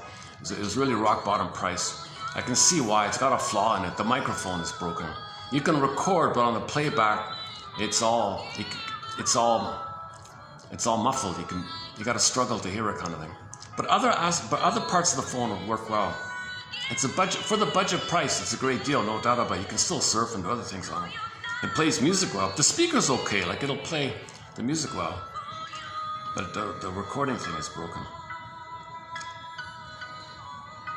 So we'll see how this video goes if this gets uploaded. All right, let's go back to the repetition compulsion.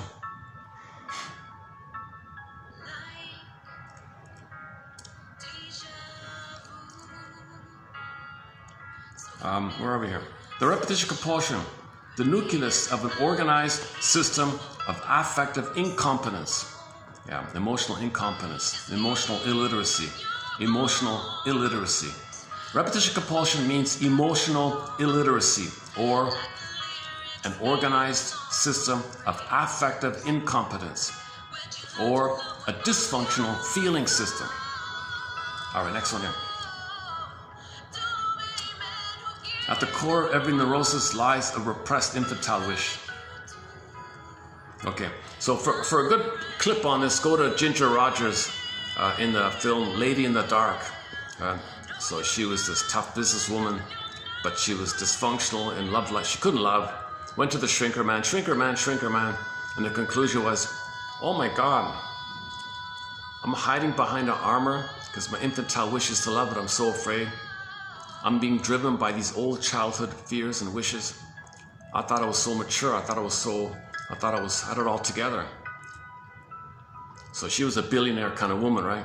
But had an immense hatred towards femininity and being a woman, and hated men and hated being a woman. She just had a lot of problems. So shrinker man, wise me up if you can. I've been on one of those complex tours. So that Lady in the Dark film, she had a mother complex, huh? Guilt complex.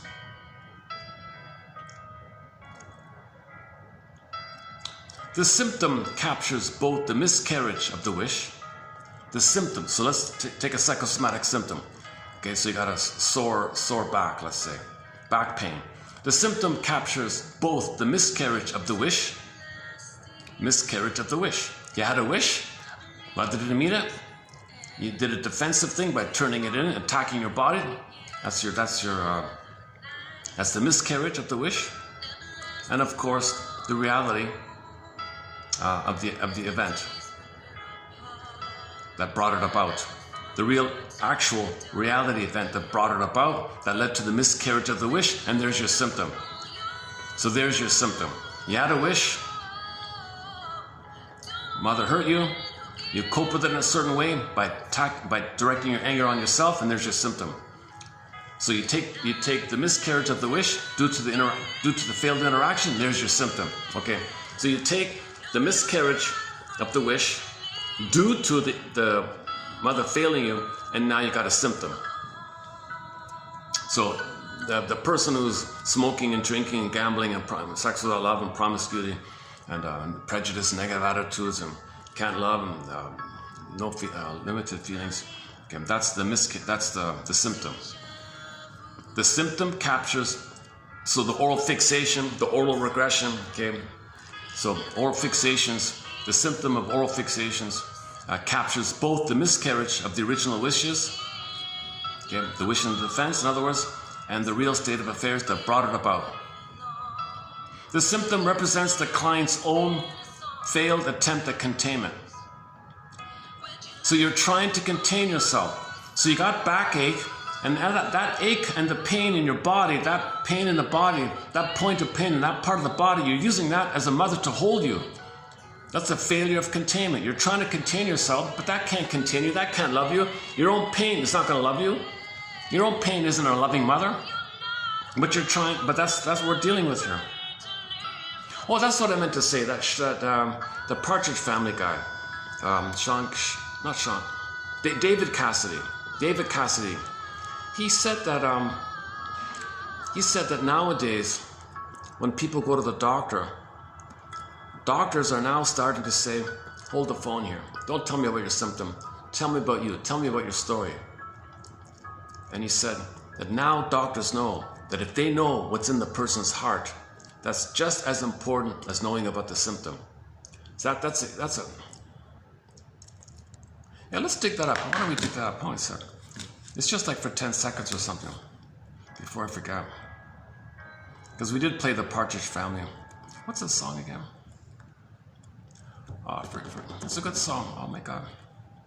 Hold a sec. Let's play that clip. I just saw before coming out here.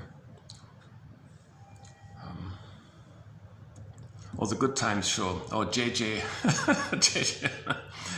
Walker from the Good Times. He's a funny guy. Yeah, he's one of the best comedians. Say that one.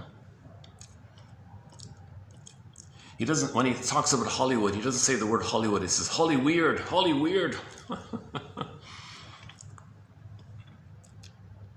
Oh, the song I was talking about is this one here. It's one of those nights. Yes, love. What a great song. This song is in our soundtrack now. It's One of Those Nights. Yes, love, by David Cassidy. So So this guy, David Cassidy, gave a speech before he passed away.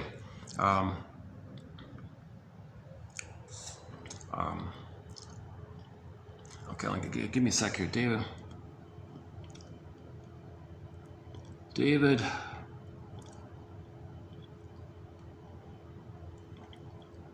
Cassidy.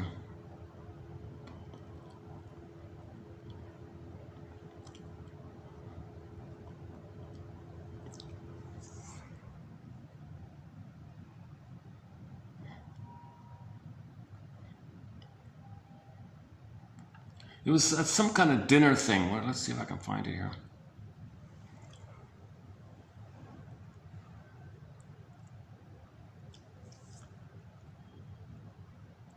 Oh, jeez. It was some kind of a dinner. Where is it? Hang on.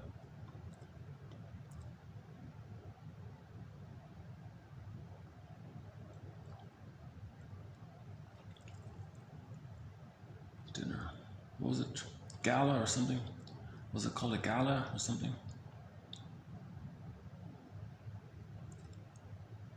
Shirley Jones or something.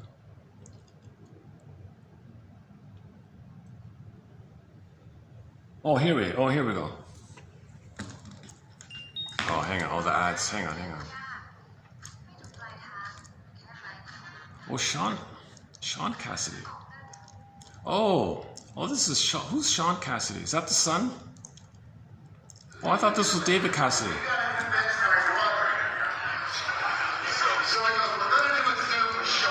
Oh, this is Sean Cassidy. Who's Sean Cassidy? Is that the son? Or the brother? Maybe the brother. Did he have a brother? Oh, I miss. Oh, it's not David Cassidy. Okay, whoever Sean Cassidy is.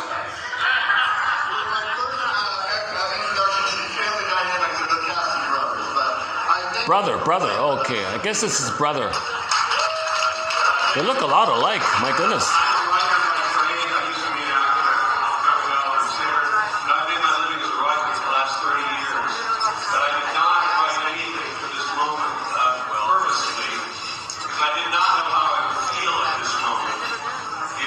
Yeah, it's a little bit further down. Oh, they look a lot alike. Oh, I didn't know he had a brother. Hang on a sec.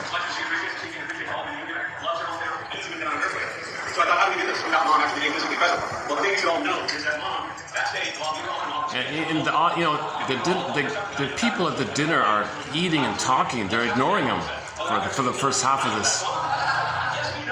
Finally, at the end of the speech, they start listening. What everyone's saying about the arts. How many people in this room view themselves as a creative person? Any of you who don't have your hand up, you're wrong.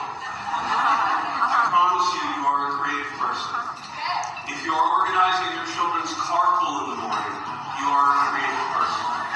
If you have a garden, you are a creative person. If you're choosing the right tie to wear tonight, you are a creative person. Creativity is not only about the painter or the musician or the writer or the actor or the singer. It is about the connection to who we are inside. Yeah, Gary said, I think it's a connection to the universe and to God. And a friend of mine has a great saying, if there's no joy in it, there's no God in it. And I've never seen someone engaged in any creative process who is not connected to their joy. This absence of arts programs in schools, it's the first thing they seem to cut, music and art. And to me, it is the most destructive thing because they're basically cutting off that part of themselves, these children, that is connected to their humanity and it's connected to everything they're going to do, be it a mathematician or a scientist, doctor, whatever you're going to do, you are going to be in a creative situation at some point. One of the things I love about modern medicine, I did a medical show called New Amsterdam for 5 years, so I talked to a lot of doctors. Modern doctors now begin a new meeting with a new patient, often with the question, tell me your story. Not tell me what's wrong with you. Don't tell me about this thing that hurts you. Tell me your story. Why? Because they realize that actually knowing what is in someone's heart is as helpful in healing that person as in knowing what actually physically ails them. Okay, so knowing what's in somebody's heart is just as important as knowing about the symptom. Oh, I thought that was David Cassidy. That's the brother. Okay, but he was saying in a fluffy pop culture way. But the underlying message is, if you have your beingness and joy is there, then we're all okay. That's what we're after, to have the connection to ourselves. And the arts programs in schools could facilitate that kind of link, where you express from your beingness.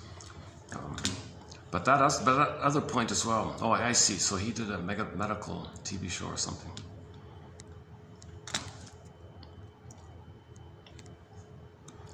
Okay.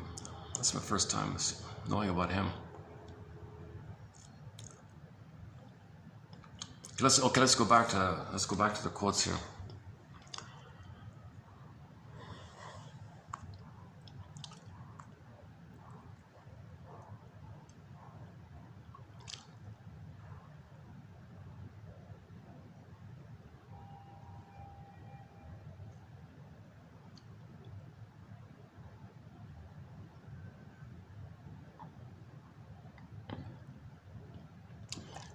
Okay, the symptom represents the client's own failed attempt at containment. Beyond the wish is reality. Beyond interpretation of the wish is the containment that in reality didn't occur. You see? So beyond the wish is what happened. Beyond the interpretation of the wish is the containment in that reality that didn't occur. Okay, psychopathology represents, or dysfunction or neurosis represents some actual failure in the containment in the past. Okay, so here's the example of the narcissist. The narcissistic client, or the client with NPD, will relate to the therapist if he does go to therapy. So they're little kings and gods. They don't understand that someone knows someone like that they have a problem. They think they're a king and a god. A king and a god doesn't think he has a problem, so they don't go to therapy, right? But if by chance something compels him, you know, the wife says, if you don't get therapy, I'm leaving. So he'll go through the motions of him. But the therapists, they're not fooled by that. So eventually, the narcissistic client will relate as if the analyst didn't exist as a separate person. The client needs to do this because the narcissism represents his own attempt to repair an actual failure in the holding environment of the past. Okay, so a little empathy for people with narcissism. Okay, a little empathy. So we containment, a little containment for narcissism. Their narcissism represents their own attempt to repair an actual failure in the holding environment of the past. Because what they're doing is everything out there is just a thing that serves them. So everything out there is the breast that should serve them. They weren't contained. Doing that is called narcissism. You're not seeing people as people. Okay. Okay, he talks about a guy named Harold Searles. So we don't cover his topic here. So we have 62 topics on the go. What Mr. Searles discusses is sort of it's another topic that's beyond me like that. He deals with people in the hospital. But anyways, it's sort of on a spectrum kind of thing. So on the extreme spectrum. So what you're going to hear is something on the very extreme, people in the hospital. But on a milder level on that spectrum, everybody has it. Okay. To one degree or another. Harold Searles makes the point that, okay, fill in a blank, whatever the person has in the hospital, okay, whatever it is, that these people in the hospital may be understood as their attempt to cure a parent. Okay, so all these people in the hospital, when they were children, they became that way in their attempt to fix the parent, to cure the parent. They wanted the parent to be happy. So they suffered to try to save the parent, and they became messed up and ended up in the hospital because of it. So if they're messed up, that's because they tried to fix the parent. Neurosis means you're trying to fix the parent. So the most extreme of that, the most demanding on the parent led to that. The patient senses correctly that, that there was a problem in the family. That him having a problem in the family was necessary for the family to function. So the client sensed that as a child, in order for my family to function, I have to be messed up. Then the family functions. And he undertakes to bear the burden. This dynamic doesn't only apply to people in the hospital. Okay, family systems there. So I like that comment of his. So the child realizes, oh, for my parents to stay together, I've got to be the scapegoat of one. Then my parents get along, they don't fight with each other.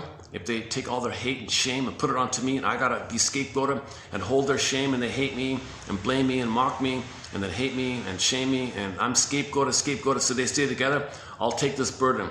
Whew, man, oh man, he ends up in the hospital. Okay, but he's trying to keep his parents together. Some parents, if they both have NPD, for example, okay, they can't feel or relate, right? So neither of them were contained. So the scapegoated kid is containing them. The scapegoated kid, the kid in the hospital, is containing them. See, believe it or not. So like the symptom in a body, just like the pain in the body is containing the person, the kid that's messed up in the hospital, that kept the parents together. That's containing the parents. The parents get along because the kid's in the hospital. And the kid, knowing the kid's in the hospital, well, there's mother holding us. The poor kid's trying to keep the parents together. It's called family systems theory. Okay, so typically, kids can play different roles in the family system. One common role is that one kid will be scapegoated.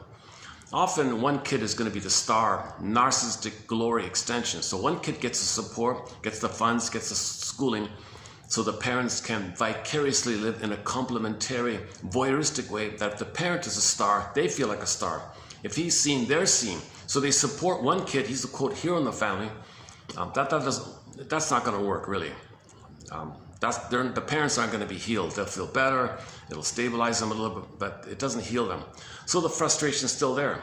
So maybe the second kid comes on and then woof, they dump on the second kid. The third kid comes on, they ignore him, he's kind of lost. The fourth kid comes on and he's J.J. Walker. I just found him this morning. I forgot, I saw a few episodes of that sitcom, Good Times, by J.J. Walker. The tall, skinny guy, right? Funny guy. He was very good, a very funny guy. He didn't really do much after that show, but he was funny in that show. The one clip I saw was, he's kind of an ordinary kind of guy, right? So he got entangled with a married woman or something. And when he found out the truth about her, he got sick to his stomach and collapsed because he was so repulsed by her. So he fainted or something. So he played like a funny guy, but had some feelings and ethics, a little bit like that. So if there's a comedian in the family, or a clown in the family, or a jokester kind of kid in the family, that's his role he plays to keep everyone together. Right? So yeah, so in the Good Times family, you had the couple and the three kids, right?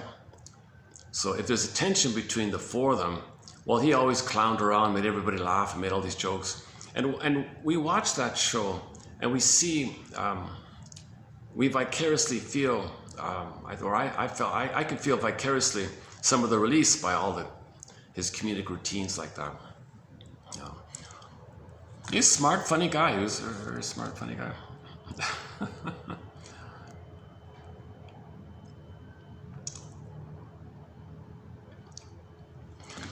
So yeah, so he played the clown in that family, right? Okay, I don't remember the show too well. I only saw a few episodes of it. But that last point about family systems theory. Another example of the scapegoated kid is the comic. Go to the comic. There's a comic called Psychoanalysis, 1955 comic. It ran for 1 year. 4 issues were put out during that 1 year. 5 years ago, it got saved and bundled up into a book. The complete run is in a hardback book, and it's digitized, Dark Horse Publishing. They discuss that there's 12 therapy sessions put into the comic book format using 3 clients, Mark, Ellen, and Freddie. Freddie was scapegoated. You can see it there with Freddie. So Freddie was the scapegoat. So Freddie was on the path to going down maybe he'd be in a hospital the way it was going, right? But there was an intervention like that. Okay, that's it for 31. Okay, now let's move on to 32 here.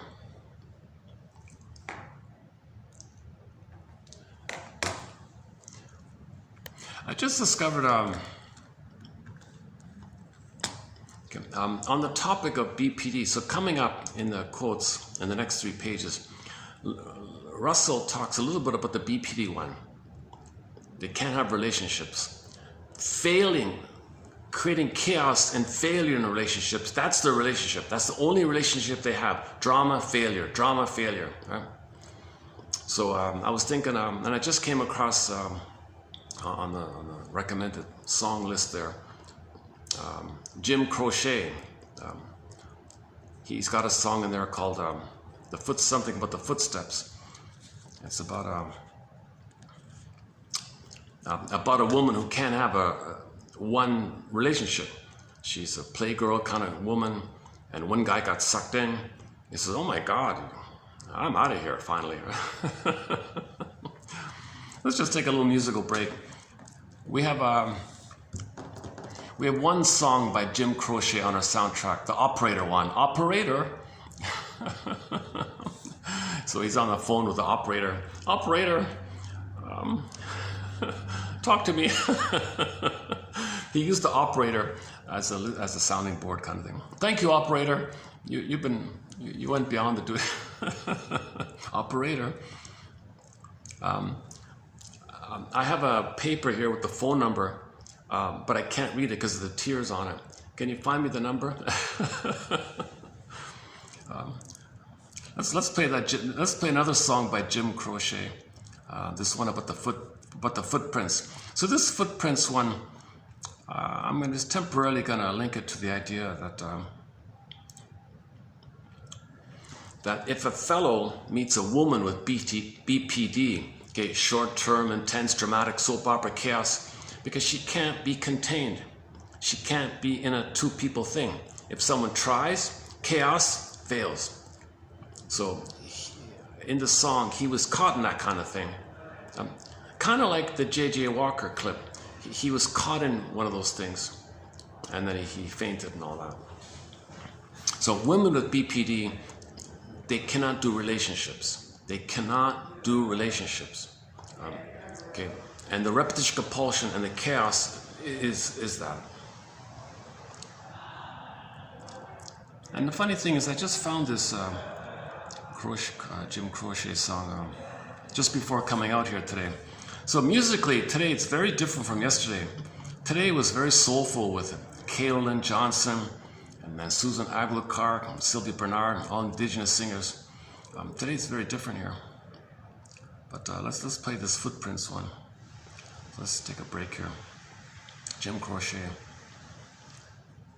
Okay, yeah, okay. Oh, one less set of footprints. Yeah, I'm out of here. So in the morning, you'll find one less set of footprints, because you're so flirtatious like that. I had enough of this. Boy, oh boy, you don't want a relationship. I thought we could have been in a relationship, but I feel like J.J. Walker in season 5, episode 19 of The Good Times.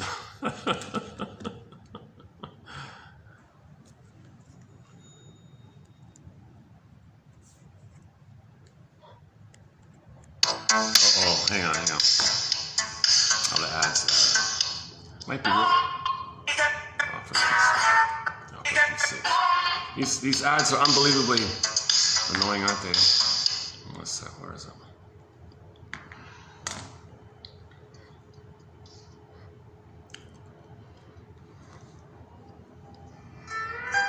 Oh, here we go. Okay.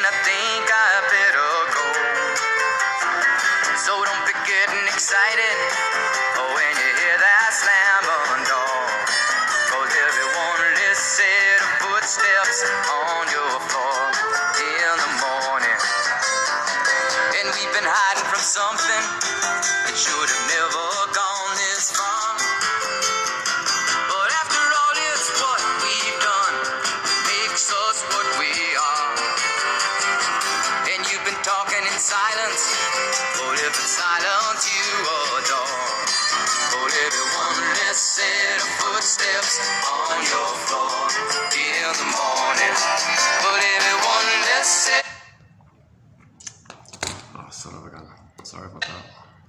Again.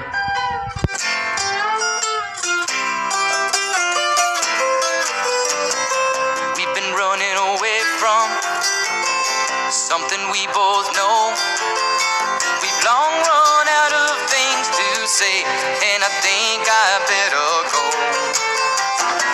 So don't be getting excited when you hear that slam on door. Cause there'll be one less set of footsteps on your floor in the morning.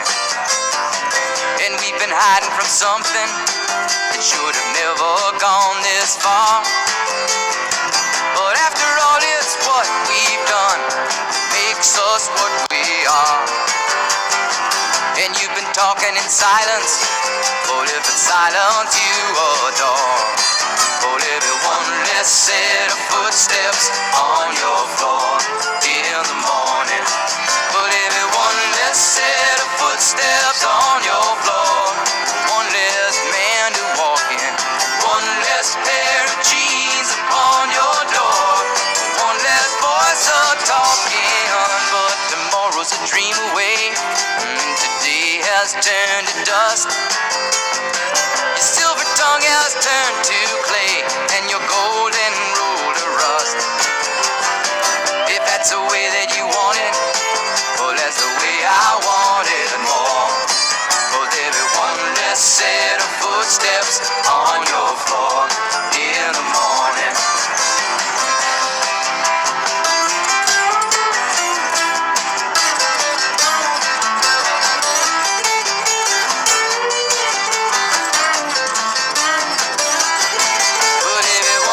Set of footsteps on your floor. One less man to walk in.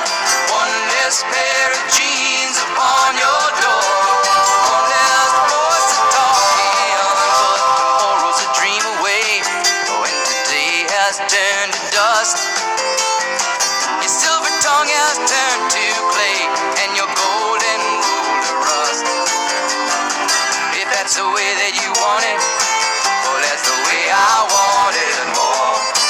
Cause every one less set of footsteps on your floor in the morning. But every one less set of footsteps on your floor in the morning.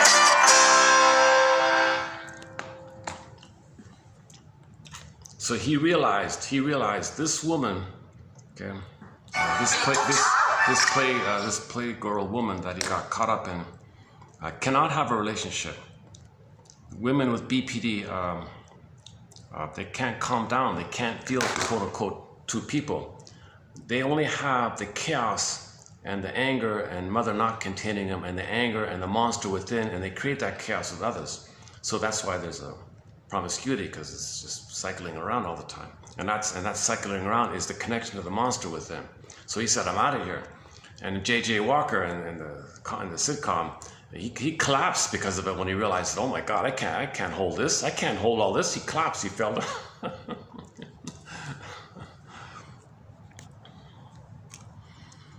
Okay, so keep those images in mind when we do the BPD quotes coming up here. Okay, now let's do 3132. Okay, let's go on here. There is.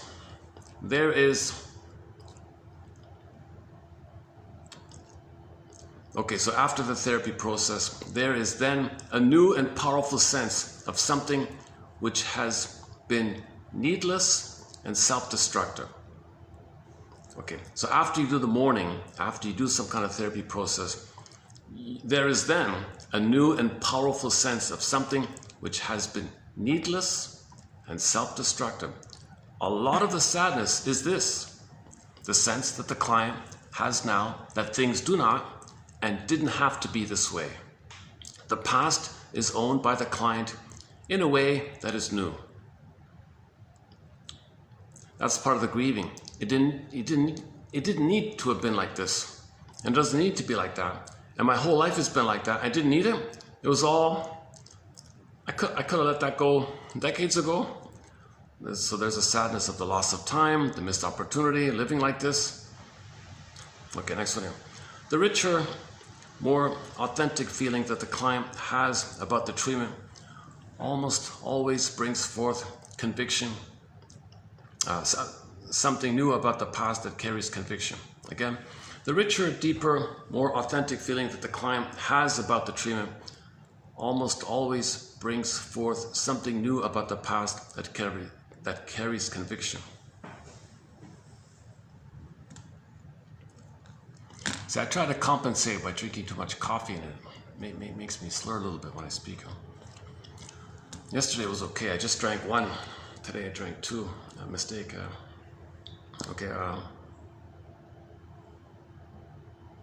The capacity to mourn is what finally allows one to relinquish the attachment to the past, to perceive the present as distinct from the past, and making less necessary the repetition of the past, quote unquote, sadder but wiser, in connection with the capacity to remember.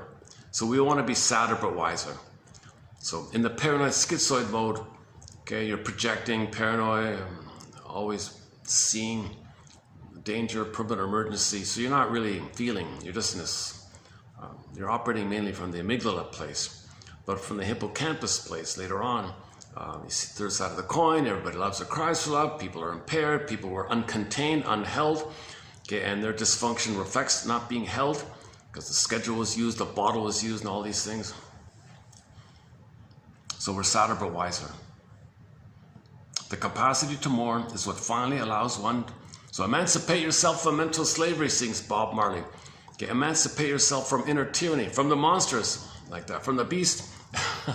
Oops. Says, what's his name? Leon Saul, right? The capacity to mourn is what finally allows one to relinquish the attachment to the past, to perceive the present as distinct from the past, and making less necessary the repetition of the past. Okay, Lowell says you're sadder but wiser, in connection with the capacity to remember. So when you remember, whoa, and you mourn, you get the history, you're wiser. You're sadder but wiser.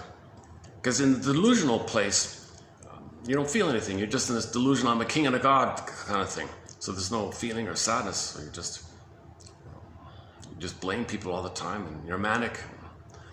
So you're not very wise like that. You're harmful, of course. So that's the evolution from the paranoid schizoid position by Klein, and later on it advances to the depressive position, where you see the third side of the coin. The third side of the coin holds the other two sides. Oh yeah, I was talking about a lady, on a podcast, a lady said she teaches, what does she teach? She teaches communication skills or something, I forgot. And she says that when you're meeting new people from other places, you got to think of them as people, like that they were part of a family system. What role did they play in their family system? Maybe one of them was scapegoated.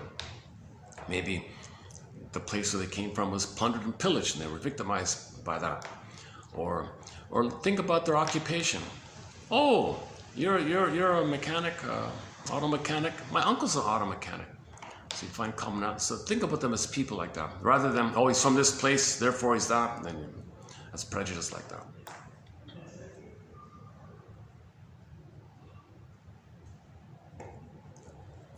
Yeah, yesterday I did a 30-minute talk about prejudice. And, oh man, yeah, that's too bad. Okay. Where are we here? We attempt to discover what it is the person is not allowing to be felt, because that failure to feel costs one the capacity to know oneself and know reality. We attempt to discover what it is the person is not allowing to be felt, because that failure to feel costs one the capacity to know oneself and know reality. Often enough, the resistance to feeling is clear, obvious, and dramatic. Okay, so like the song we just played. Okay, how about just a two people relationship? No, I've got a date with another guy tomorrow. So it's dramatic. So that's a resistance to intimacy, a resistance to mutual relating, a resistance to closeness, right? Often enough, the resistance to feeling is clear, obvious, and dramatic. For example, the woman might say, oh, I don't want to talk about feelings. Too painful, too costly, can't do it, sorry, no, denial. And the person may even at the moment be right. But it raises the question of what, if anything, will make it affordable. Like, what do we need to make it worthwhile for a person to find their feelings? The only thing that can do it is a relationship. A relationship is what caused the fear of feeling. A relationship is going to bring it up so you can feel again. That's what he's saying. The child needs the actual parent to serve a holding or containing function in order for the child's experience of the wish to be a safe one. Yeah, so we said that already, right? Every feeling contains the history of its own development. Every feeling contains the history of its own development, its own repetition. We feel we have no choice. Re-feeling the past inevitably risks reliving it. The critical difference is attachment now, which in reality can be different. The competency comes in feeling this. The client's capacity to feel is fractured at this point because a critical early relationship was also fractured in this feeling context. Yes, you need a relationship. If you feel in a relationship, you can heal from not feeling in a past relationship, but you don't know how to, this double bind, you don't know how to do it, right? So a paradox like that.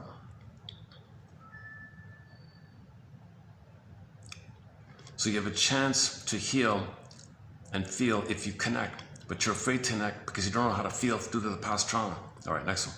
If there is a significant emotional connection to someone in the present real world, a crisis occurs which amount to the person being forced to change the way they feel in order to be in a relationship.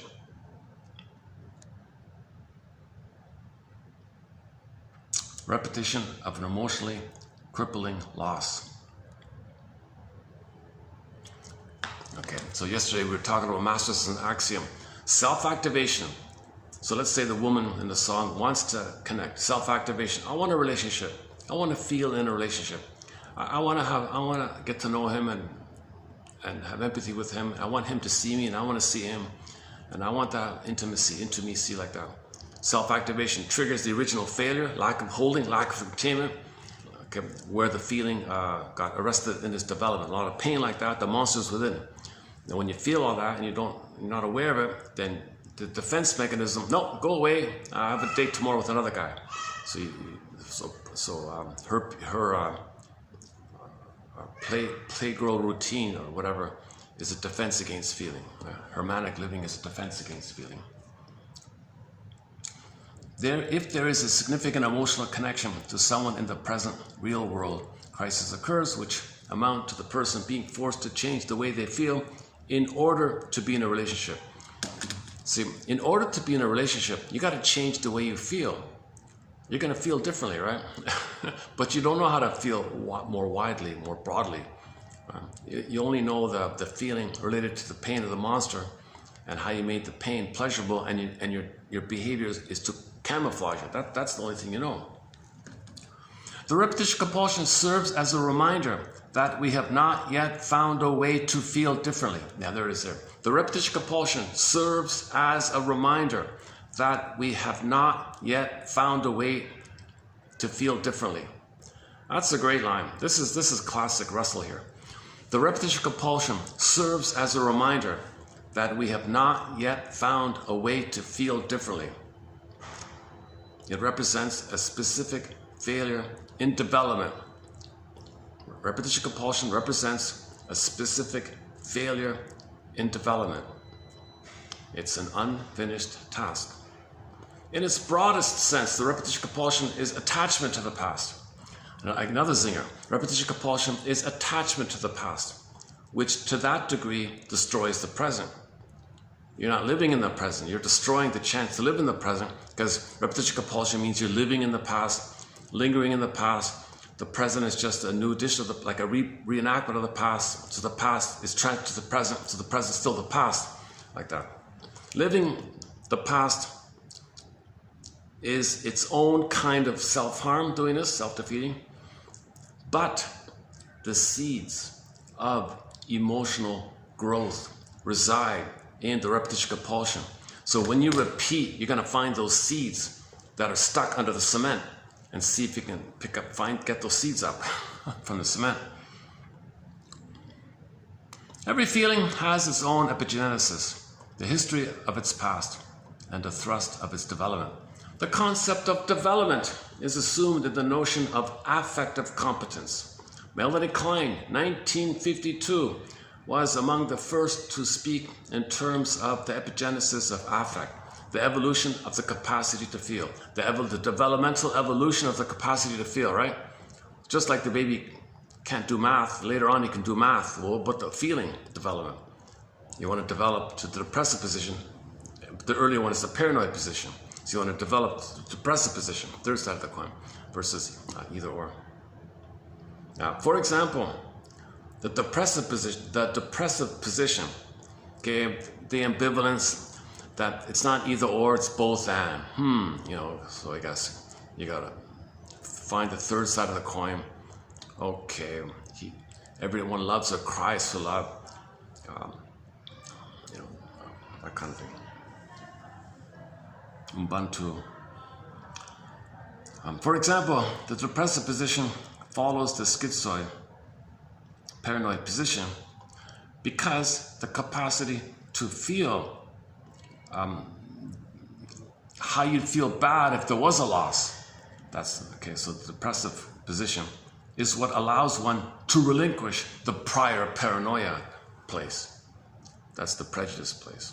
So the first one is the prejudice, either or, and later on it's both and. We're all human.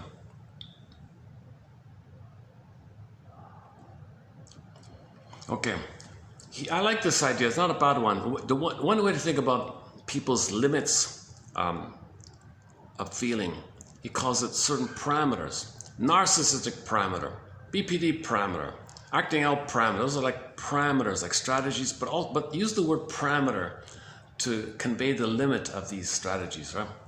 Parameters are introduced by the client as an attempt to solve in a compromised or stunted way the problem of relating. So these parameters or these personality patterns are a compromised, stunted way. They're an attempt to solve the problem. Examples of parameters are narcissism, masochism, passivity, dependency, externalization, isolation, acting out. The list is certainly not complete. Each represents the client's necessarily constricted, segmented, comprised attempt to retrieve and to heal. They all represent a failure of containment. Narcissism, acting out, BPD, bully, Iago, so on down the line, they all represent the failure of containment. One of the most important failures of containment is that of a failure of containment of the baby's feelings, including rage, especially rage. So first, there was no container, so the baby can't have his needs met. The baby was enraged by it. Okay, take the anger character from the Disney film, when his flames are popping up from his head. Take those flames and spell SOS. So if the baby's screaming, uncoordinated movements, spitting,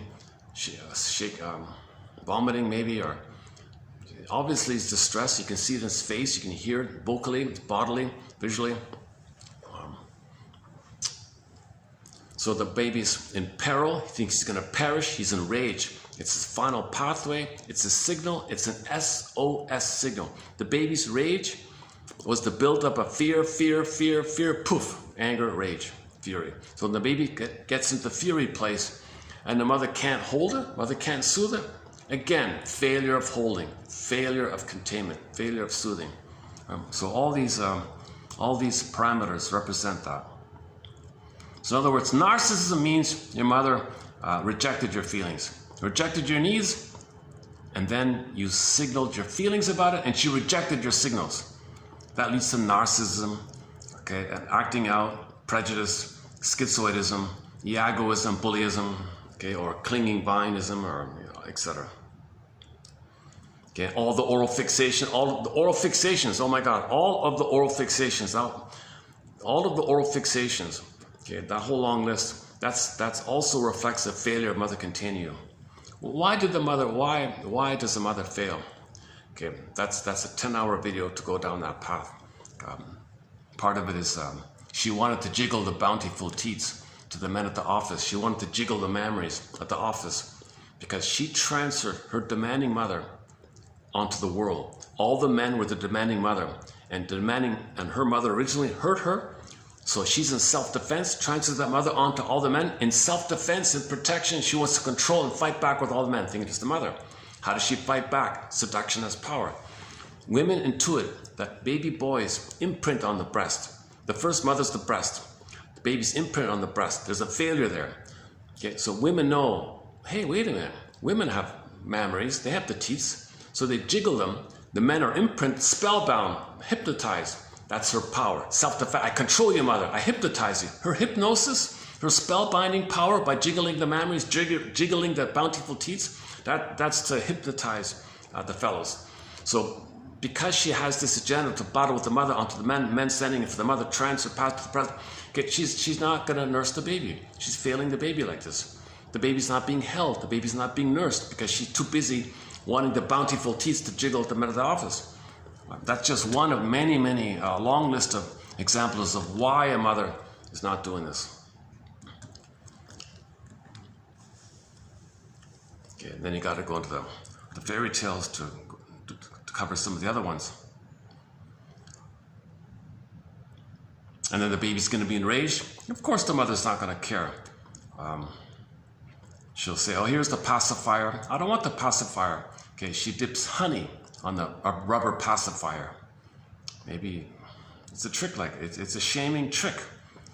Or if that's not available, the child turns to his own thumb. What a shaming, poor, desperate thing. He's got to contain himself using his own thumb. Jesus Christ, eh? So that's a kind of a neglectful abuse by the mother, that the kid has to resort to the rubber thing or his thumb, like that. Next one here. It is the only way the client has of trying to make us understand what's wrong. Okay, so repetition compulsion is the only way the client has of trying to make us understand what's wrong. He communicates by repeating. Repetition compulsion is a communication of what went down with the mother in the nursery. He doesn't know it. He communicates it behaviorally through the repetition compulsion. Repetition compulsion as communication, we can say. It is the only way the client has of trying to make us understand what's wrong. It is as if the client chooses the treatment crisis, the potential rupture of the therapy relationship, to try to convey that which is most important to him.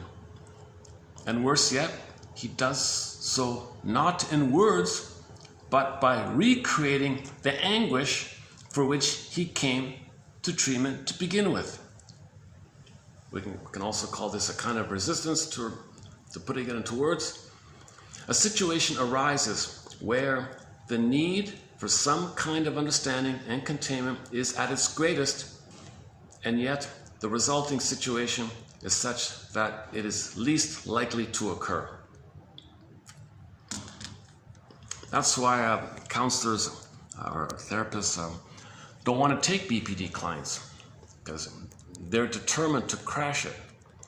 Mother failed them, they're determined to make sure the shrink fails. Mother failed me, I absolutely must make it that the therapy fails. To reflect and repeat that mother failed him, shrink's got to fail her. She sees the shrink as an idiot, treats him like that, insults him like that. He might get fed up, and self-fulfilling prophecy, because she recreated it. And on the client's end, Russell calls what he's feeling the crunch time. Here's the crunch time. Can he hold this? Can he interpret this? Can he have the ego to hold this emotion? Can he understand this as a communication? Can he convey that she's recreating what happened to her with him in the present like that? Can he hold that? As he calls it the crunch. I've never heard anybody else use that idea.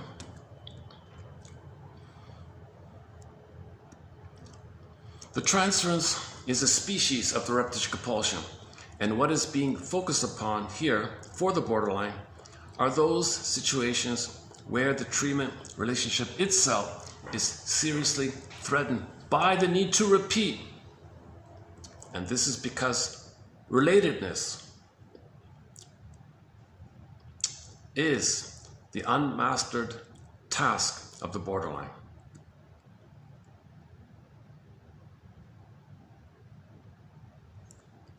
So they're hysterical, could be dramatic, cold acting out, silent treatment, making it difficult, passive aggressive, overly aggressive.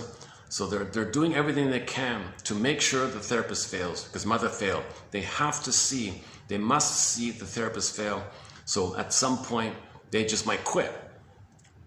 So because if they quit coldly, that's like a revenge against mother. So revenge against the therapist's mother. So she's self-defeating her therapy chance by acting out like this. So in that crunch time, can the therapist have an ego to feel what's being evoked in him, right? Because she doesn't know how she feels.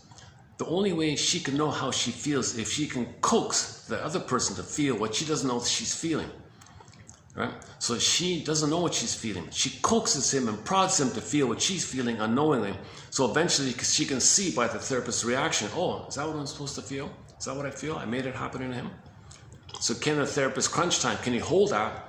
And sometimes it's a skill, it's an art, it's a craft. How does he poetically, softly, in a Columbo-like matter, could it be, just one more thing, that maybe you're feeling, okay, fill in the blank, the thing he's feeling, that she pushed up in him, or tried to evoke in him. So therapists are supposed to use this quote-unquote countertransference as a communication, I keep saying.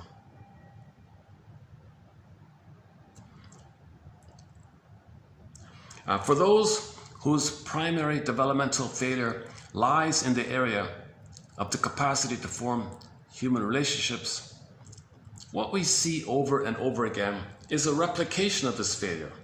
Yeah, so the client's going to fail with the therapist. The thing's going to fail with the therapist. That's a repetition of how things failed in the nursery. Replication. And so the strain of the relationship is brought about by the crunch. And so the strain in the treatment relationship brought about by the crunch is the best indicator the therapist has of what it was that accounted for the original stunting of the borderline client's capacity to relate. Psychotherapy is measured by the severity of repetition compulsion. So BPD, it's very dramatic in the repeating. Hysterical, repeat, drama, repeat, whatever. Passive-aggressive, repeat, or narcissistic, use people, repeat, whatever it is. Okay, psychopathology is measured by the severity of this compulsion to repeat. The perspective at this point is that psychopathology represents a retrieval mechanism. You're trying to retrieve where you picked up those seeds and move forward. You're trying to retrieve, you're trying to find those seeds buried under the cement. You repeat, looking for those seeds of your soul so you can... All right, next one here. Healing. A very specific and ingenious way of attempting to hold in hand at the same time both what was and what is. And it is this that the treatment process must capture. So the shrink's mental, okay, in one hand, that's the past. That's the feeling he's feeling. He's holding in his hand. In the other hand, so you can do it, you can imagine somebody holding their hands up in front of them to the side like that. So let's say you're triggered by something, right? Okay, back up a second. In general, in a more broad way. Let's say somebody's triggered. Okay, now you're feeling something. So in one hand, hold in your hand, like imagine holding out your hand like that. Imagine while you're holding your hand up to the side like that, right? Sense what you're feeling. That's from the past. So now you're feeling from the past. Hold your hand there to represent what you're feeling from the past. Now with your other hand, you're conscious and you're aware of your other hand, what you're holding, the feeling. So you're doing both, the now and the understanding that the feeling is in the past. So you got the two hands like that. So, okay, that's 3132. I did a way better job yesterday. As I'm talking, I have a background commentary Man, oh man, you did a better job. My inner critic's going on full steam. You did a better job yesterday. You're messing it up, Marcus. You're not doing it. And as that voice is going on, I feel like, back off, man. Calm down, calm down. I can feel the tug to wallow in that self-pity, right? Because Berger would say, well, you unconsciously, that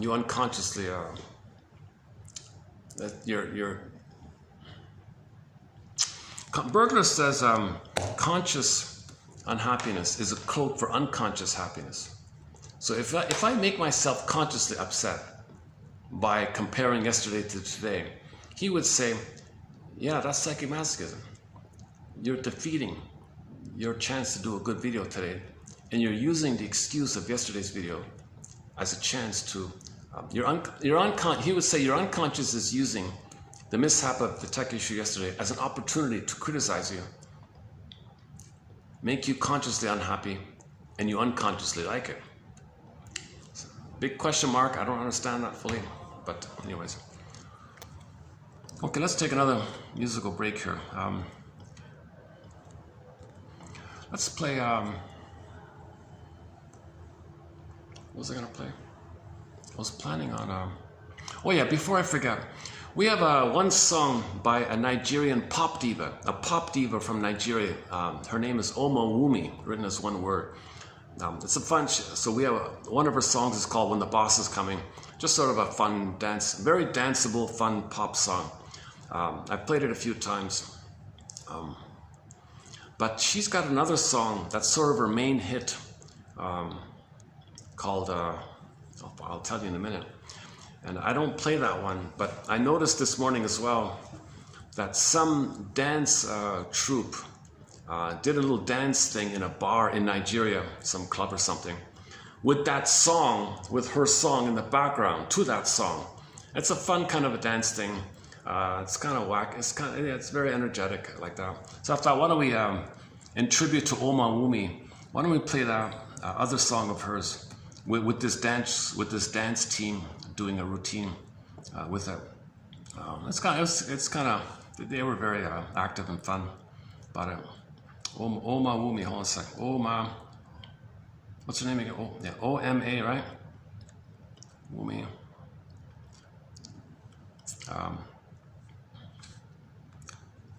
Yeah, so the singer I'm talking about is here, Omawumi, and the song we normally play is "When the Boss Is Coming." But to my surprise, it doesn't seem to be really a hit of hers or anything.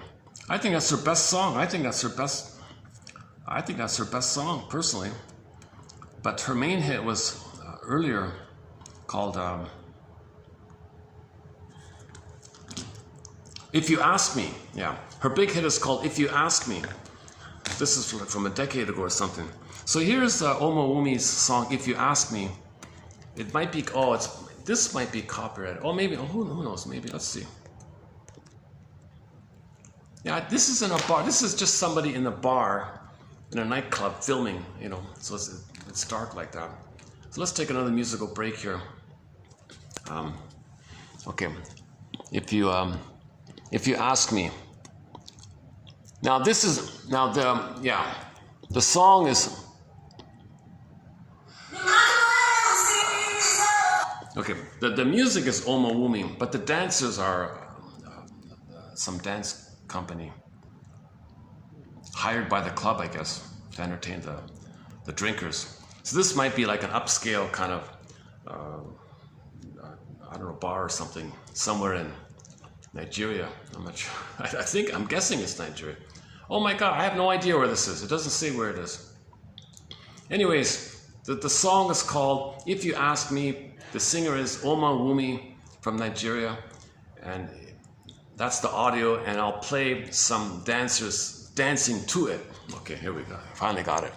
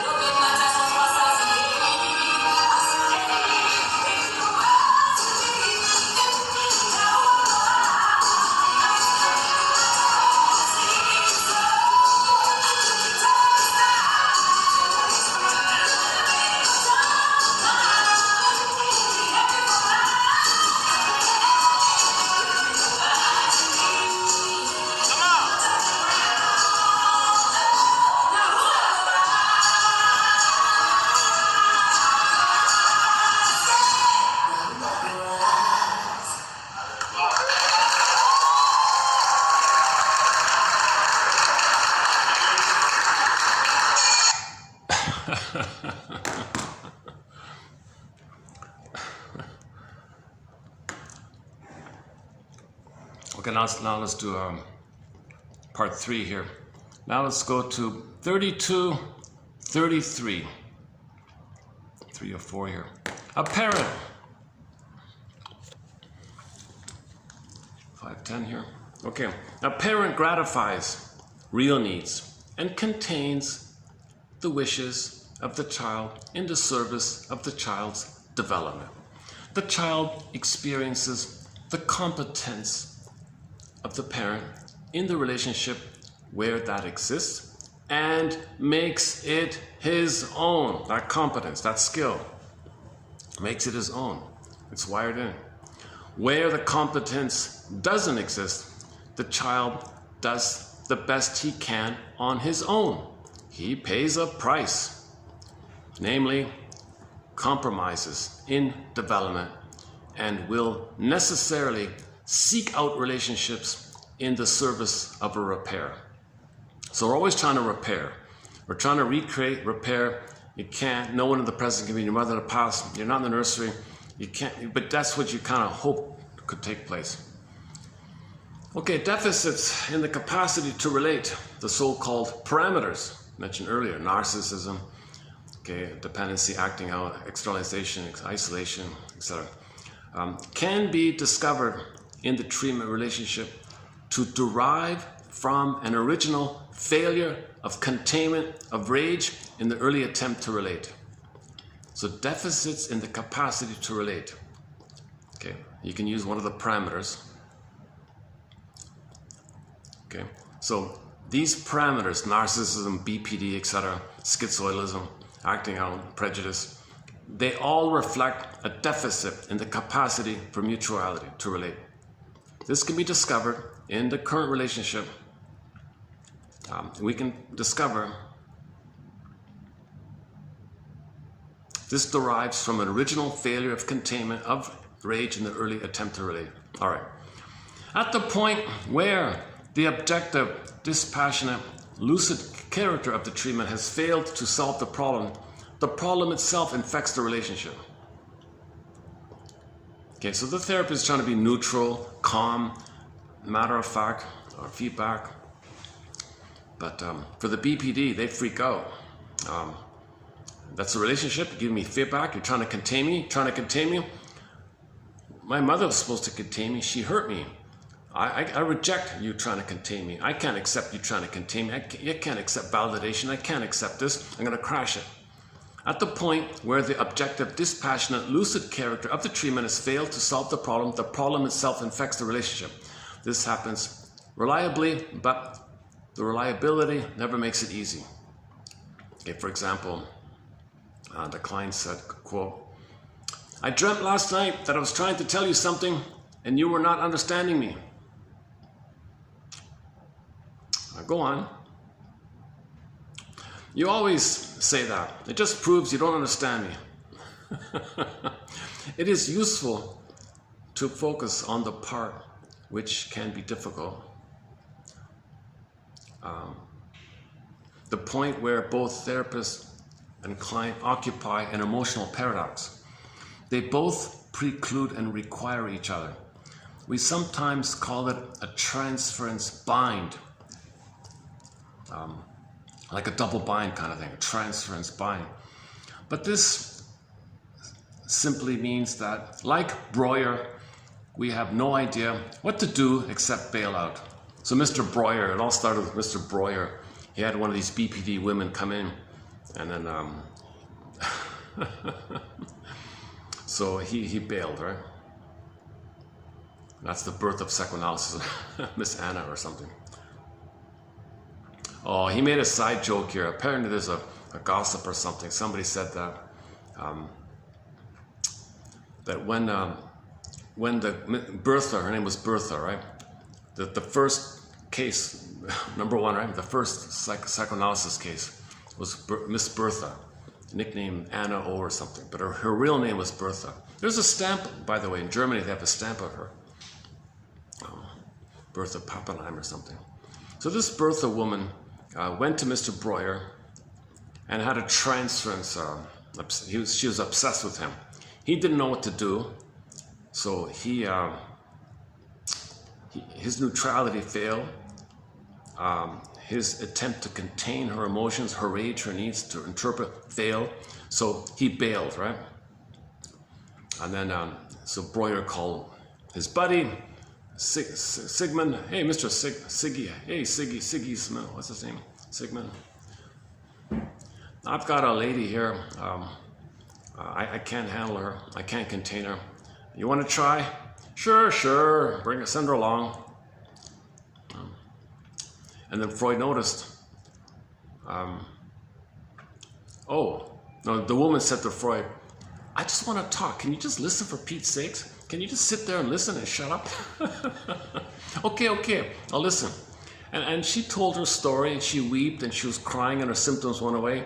Freud go, oh my God, talking cure. She was just talking. She said, yeah, I'm chimney sweeping. Dude, I'm just chimney sweeping. I want to talk. Breuer wouldn't let me talk. Or something. He was trying to interpret or something.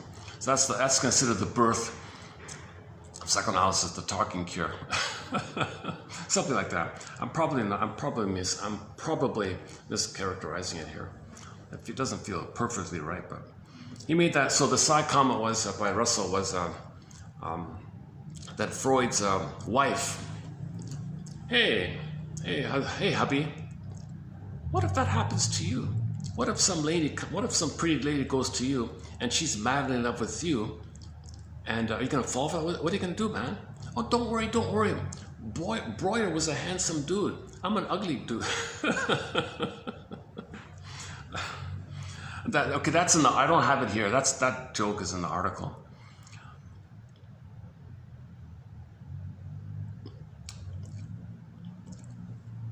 It is useful. Where are we here? Transference bind. Like Breuer, we have no idea what to do except bail out. For the client's part, the therapist is in some measure participating in or creating a fresh version of a familiar problem. Here we go. Repetition compulsion is a fresh version of a familiar problem. You see, for the client's part, the therapist is in some measure participating in or even creating a fresh version of a familiar problem. Repetition compulsion. Repetition compulsion is a fresh or new version of a familiar problem. The client feels that he or she alone cannot solve the problem because right now the therapist is now making things worse, and a new urgency attaches to the client's demand that the therapist somehow be different, or at least understand and own his part of the problem. For the therapist's part, the bind consists of the sense that, to the extent the client is in the midst of this feeling, the only response that seems to work is complete, a total or complete accepting empathy, like a full empathy. And yet the therapist also feels that all this will do ultimately is to postpone some necessary painful hard work.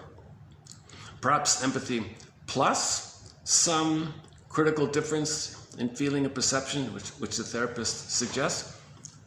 But this goes beyond the total empathy, and to the extent that it doesn't work. It is felt by the client as a criticism, as an attack, as an injury, as distancing, as a loss of the relationship, etc. The continuation of the relationship at this point appears to depend.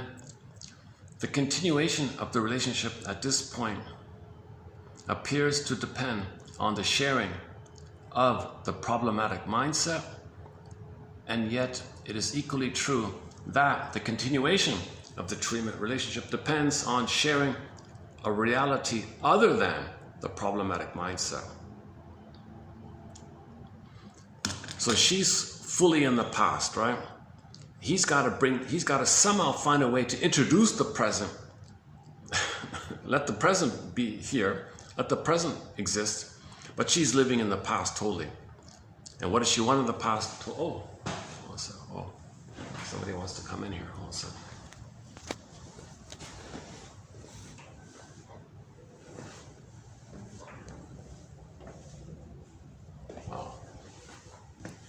seconds here.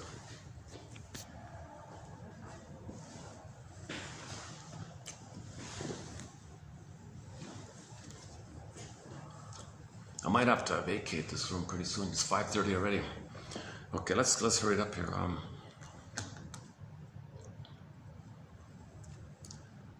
Well, maybe I can check out the restaurant part. Let's see if they're open. Okay, let's go on here. Okay, the client. Okay, so some woman here. Let's just call her Doris. Doris saw that the therapist, a man, he wanted something. She saw that he wanted something, namely a successful treatment. And she revenged herself by depriving him of that and of that relationship. Violent revenge against the mother. She wants to attack what the mother wants. Oh, you want that? That's my mother wanted something. I'll crash it. So she'll fail the therapy to disappoint what the mother therapist wants. Probably, and that's like in relationships in general, right? So in the song, in the Jim Croce song, I want a relationship. That's what you want. I crash it. Violent revenge on the mother. You want something? Mother wanted something. So she's fighting with the mother. The fellow standing in for the mother, and she crashes it. Violent revenge. She gets no relationship. She gets no happiness, but she has the psychological sense that she's fighting back with the mother. So this is called psychological. This is called violent revenge. Pardon me, violent revenge. Doris saw that he wanted something, namely a successful treatment, and she sought out this violent revenge by depriving him of this. Well, that's what you want? Forget it. Therapy's going to fail. I don't want to give mother what she wants. Hold the phone here. That's in the past. The present's not the past. How does the therapist deal with this crunch, he calls it? Probably every treatment process will uncover its own species of detachment in the service of revenge. Okay, so in the Jim Croce, so she would detach from him. That's a form of passive-aggressive acting out. So detachment, or giving people the cold shoulder, or the silent treatment, that's a passive-aggressive anger, right? It's a passive anger. The pleasure she feels, the pleasure of the icy cold severing of emotional connectedness, attempts to redress her injury. She thinks she's going to get a redress from the mother. She's fighting back with the mother. Mother, can you apologize? I'm fighting back with you. But she's using people in the present to stand up for the mother, seeking a redress from the mother in the past. To disconnect exactly at the point where the client correctly perceives the therapist's wish to help continues to be the most effective way a client has of retaliating against the therapist. Okay, he's got a reference here, Seabird 72, so I'll do that if I can find it. One can think of resistance as this kind of revenge, but then this kind of revenge is all the person has. That's all she has. So the PPD woman, she only has this kind of revenge against the mother. Right? That's all she has. That's her containing. That's her attempt to contain herself, to repeat this thing. It is their connection. It is their attachment. Now the therapist is stung by this, right? So there's the emotional contagion. Now the therapist wants to back. Oh, you want to back off like that? You're gonna sting me like that? I'm gonna be cold too. You're gonna be cold to sting me? Well, hell with you then. Like emotional contagion. If she says hell with you, he may say hell with her, right? The therapist is stung. There is a temptation to convey to the patient, well, if that's the way you want it, be my guest. The temptation. It is extremely hard at that moment, the crunch, right, to contain both the injury and the relationship. So can the therapist with his ego, understand it's a communication? Or will he have a counter-transference acting out like that? Right? Attachment through guilt. One of the residues of a traumatizing interruption of relatedness is the person seeking himself or herself as responsible for the loss, and thus the repetitive loss of relatedness becomes, in addition to everything else, a self-punishment. This person leaves as everyone else. Oh, this person leaves as everyone else. Yeah, so they drive people away, right? I make them leave, and I deserve what happens to me. Another example is the feeling that the therapist doesn't understand. Yeah, they don't understand. I make them not understand me. So these people will be confusing to make sure other people don't understand them. My mother didn't understand me. My mother did not understand me. I'm going to make sure that you in the present will not understand me. Oh, please understand me, but make sure they don't. So you have a conscious switch, but unconsciously you don't want to understand. So you make conscious, I wish you'd understand me.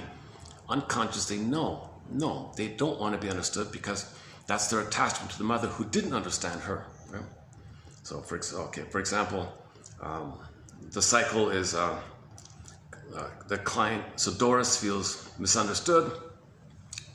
Therapist tries to understand more. Doris feels some pressure here. Oh, okay, therapist backs off a little bit. Oh, you're gonna back off? Doris feels abandoned. Okay, I'll try to reconnect. Or you're gonna try to reconnect?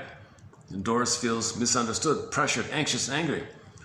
Therapist feels that Doris is trying to prove that the therapist doesn't understand. Doris feels the therapist is misunderstanding and attacking in a way that is profoundly familiar to her from her past. See, so she's recreating the whole thing, right? The client's only memory, only understanding, only feeling in this context is of being traumatically misunderstood. So BPDers, all people with distinctive personality patterns, were traumatically misunderstood. That's what they're recreating.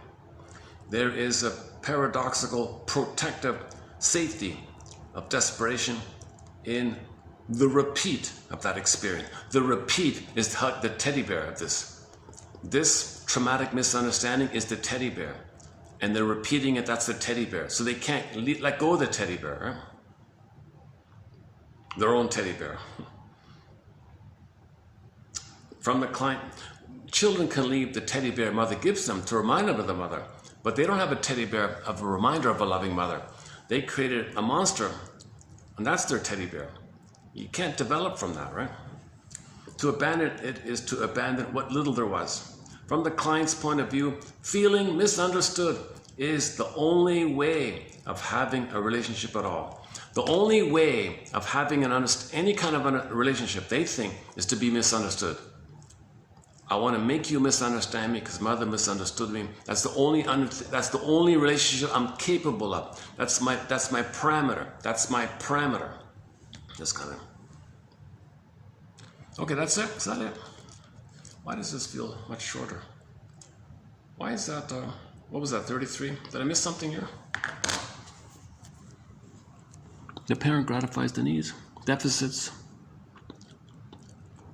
Breuer, okay. Breuer, Doris, I guess that's it. Attachment. Okay, I guess that's it. Yeah, okay. Okay, let's take another quick musical break. Yesterday I played Sylvie Bernard. Let's do that again then. Sylvie Bernard. Recently just surfaced. So Sylvie Bernard, we have a song of hers on our soundtrack called Je te destine. Je te destine in French. Whatever, however you pronounce destiny in French. Je te destine. She does a cover of another song, somebody else's song. And a few months ago, somebody posted a live TV performance of it. So let's stick that up here. Sylvie Bernard. Oh yeah, okay, so there, okay, that's her there. Sylvie Bernard, that's her main album. She got 2 albums. That's one of them there. The other one's not online here. Oh yeah, here it is. So this is a sappy love song. This is a really sappy, kind of a couple in love, going on the Ferris wheel, you know, going on the swings, coffee shop hopping or something. I don't know. Going to the fountain, going to the beach. So it's just a song about a happy time by a couple riding the bike together. And the memory functions like and that memory will be with them like a necklace. They'll carry the necklace all the time. Anyways, this is 6 months ago. This came out 6 months ago. I post this because there isn't too much of her, right? There isn't too much material about her. Oh, 2 years ago. Oh, there's another one. Okay, anyway, let's play this one here. The song is called L'Annie au Piccoli.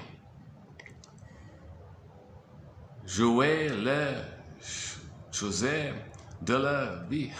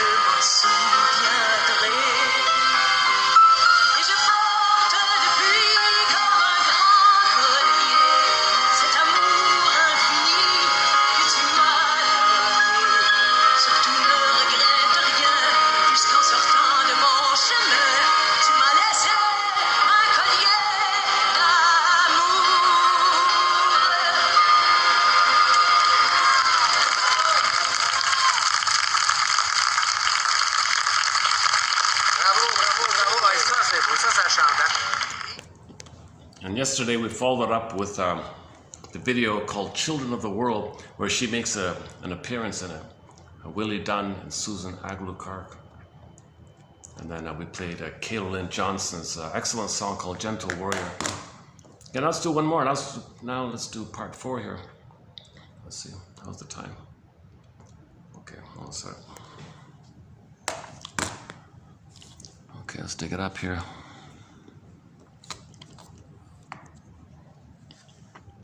Okay, 31, 34. Okay, now let's do part 4 of 4 here quickly. So continuing with the BPD, the borderline situation consists of an overload of unaffordable urgencies, easily triggered. Right? The client is exquisitely allergic to any urgency, any need, any press on the part of the therapist, and this includes the therapist's wish to understand. Oh, that's a press on me. You understand me. I feel pressure already. In all these cases, the loss of the present relationship is the only way, a kind of circuit breaker way, but it does the job of dealing with urgencies that were not contained in the earlier interrupted relationship.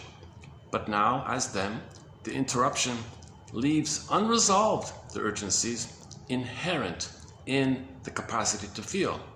These are the universal paradoxes of affect.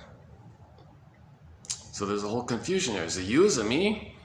Did I do this, or was it done to me? Is it now? Was it them? Can I choose to feel? What's going on here in the BPD chaos? Every feeling poses these paradoxes to some degree or another, but the borderline situation is one where the entire enterprise of feeling is shot through and through with paradox. So it's like this double flip-flop, identity diffusion, who's who, who's feeling what, she feels what the other person feels. It's because of the fusion, right? Because of the traumatic fusion.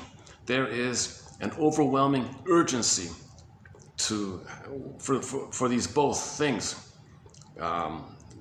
So it can only be me if it's you.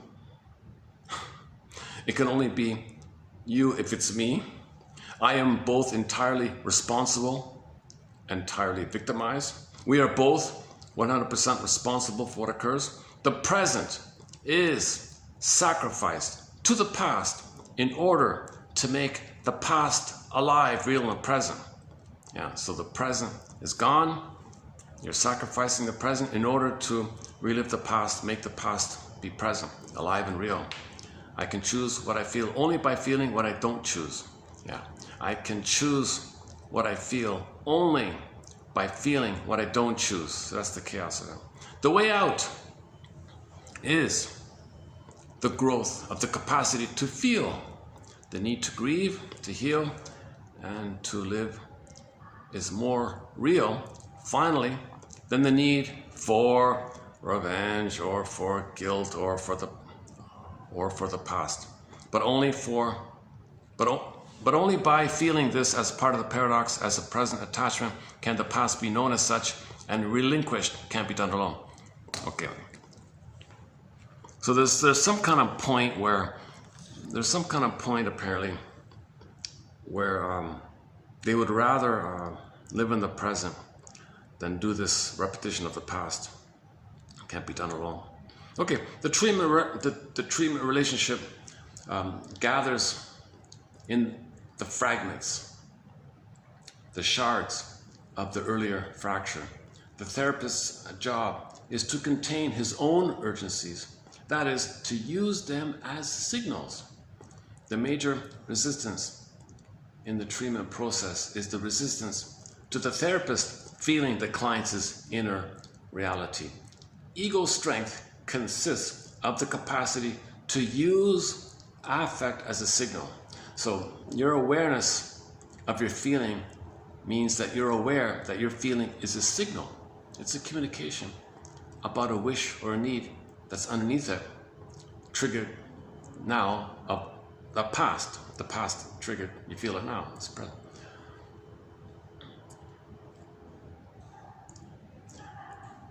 Where are we? The fact that feelings contain urgencies pose inevitable interferences to the process, interferences such as the ones we call transference and countertransference. Hence, the interference, the apparent obstacle, becomes a tool, an instrument, a capacity. Ultimately, the thing that will be new is the capacity of the therapist and the client to use the relationship to feel, and to use the feelings as indicators of reality. The urgencies are infectious, and the therapist can count on losing sight at times of simply attempting to understand. The therapist becomes urgent himself in any way, in any of 1,000 ways. It may be the only way the client has of locating and naming a part of herself, to see it in the therapist. She wants to see what's in her, see it in the therapist. That's the only thing, that's her only way to know it, it seems. This paradoxical urgency of attribution is enormously intensified when growth has been interrupted by the interruption of an early relationship. One sees this with special clarity in the treatment relationship. It helps to know to be prepared for the threat to the treatment relationship which this involves. Okay. So the therapist has got to prepare himself. She's got to see me as not understanding her, and she's going to punish me by leaving. So he's got to be prepared for this thing, right? The borderline situation is an intensely paradoxical one in which a relationship has been lost in the past. Right? That's a good singer, right? The borderline situation is an intensely paradoxical one in which a relationship has been lost in the past, and the person simply does not know how to avoid it again, and this costs them the capacity to feel. Feelings are our spectrum of awareness. The repetition compulsion serves as a reminder that we have not yet found a way to feel differently. The critical role of repetition compulsion in carrying into analytic enactments the client's early unsymbolized traumas. The repetition of something painful. The repetition of something painful. We seem to be dealing here with some internal systemic error that eludes our perception and control. In fact, a suspicion begins to dawn on us that the more painful the experience, the more we were injured by it, the more likely it is to be woven into something we find ourselves compulsively repeating. This is more than a little unsettling. It feels spooky. Spooky. What's making me repeat something spooky thing going on here? Some unknown dark.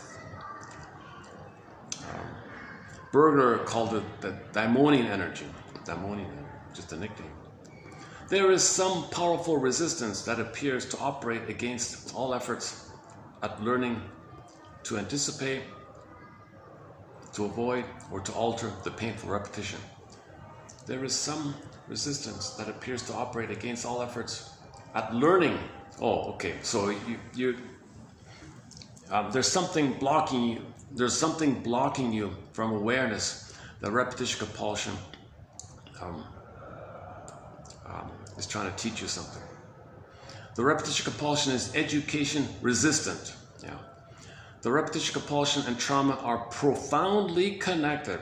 They may simply be two slightly different names for essentially the same situation. I love this line here. Yeah, I've been saying it's synonymous, right? They may be, so the repetition compulsion and trauma are profoundly connected. They may simply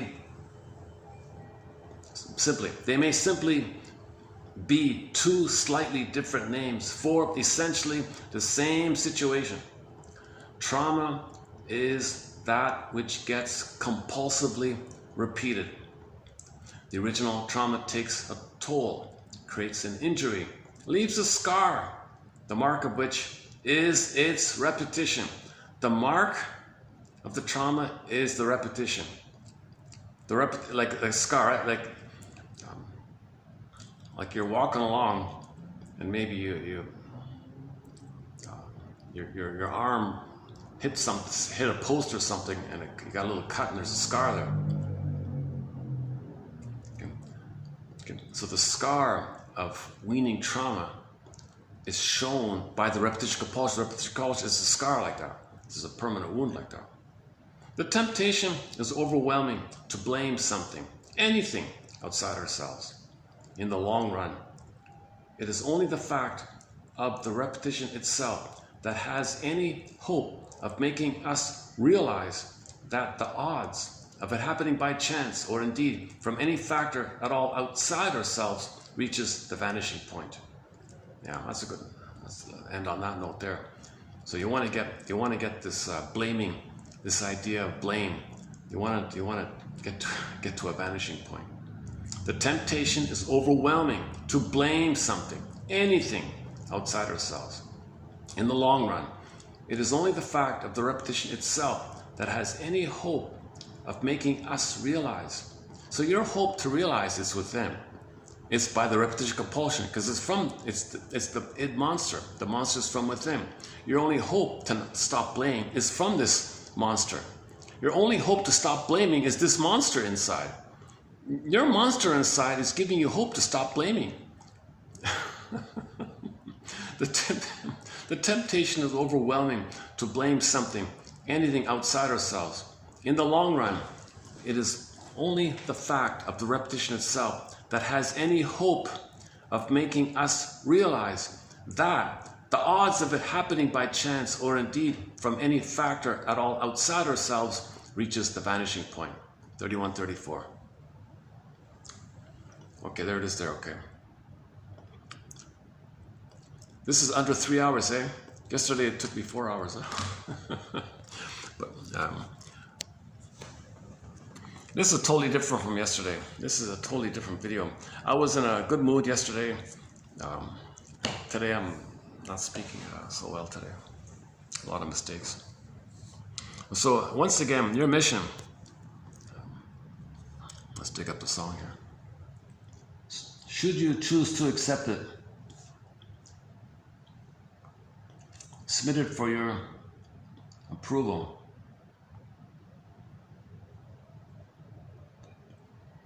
Is to read those 4 pages, 31 to 4. Those 4 pages of quotes by Paul Libby-Russell. Your mission, should you choose to accept it, is to read those 4 pages.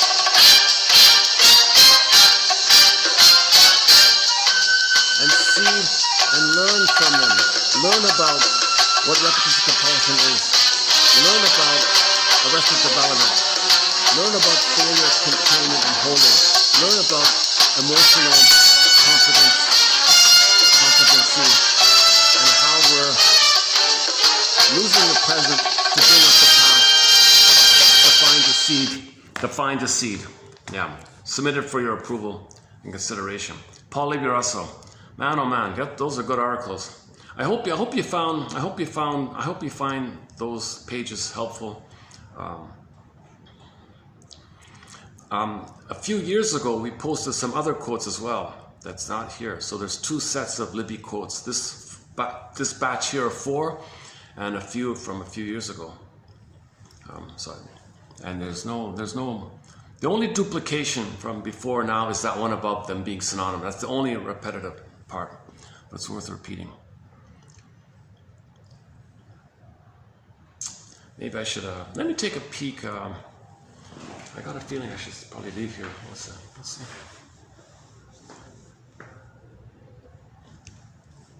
Okay, give me a minute to pack up. I'll see if I can use that restaurant part. If not, I'll just start to wind it down here in a couple of minutes. Okay, hold on a sec here.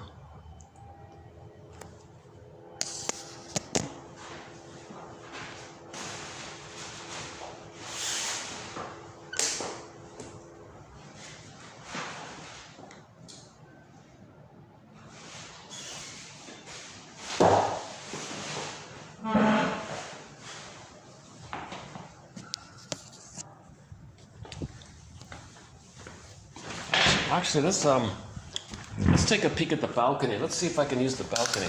We'll close it up there.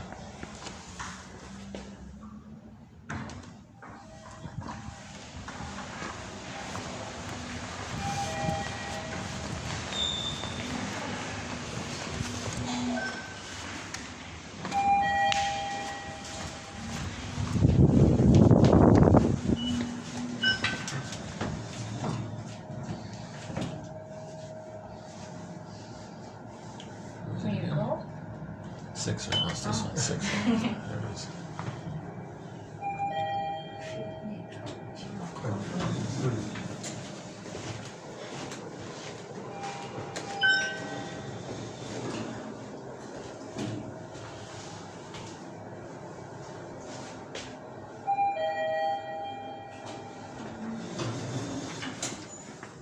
Oh, promising, looks promising. Let's see. Oh, I gotta get it. Oh, let me get a glimpse. Here's a great painting. I love this painting here. Check this one out. All right.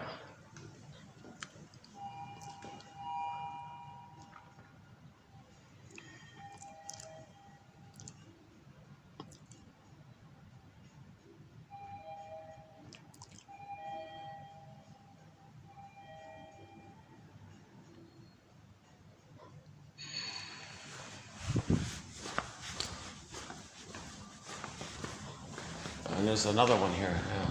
Second one. They got 2 of them here. Another nice one. That first one is really good. This one's good too.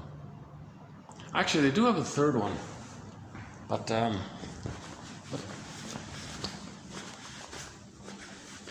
there's a third one.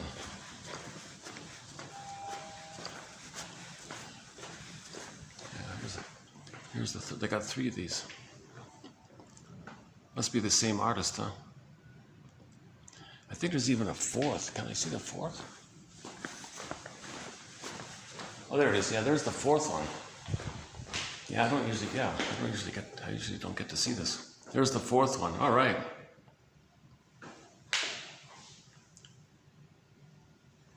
Nice paintings, eh?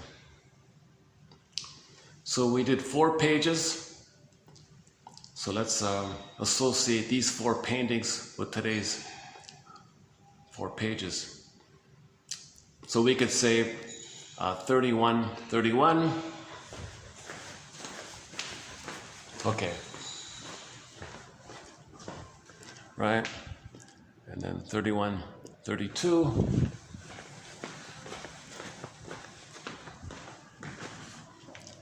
31, 33.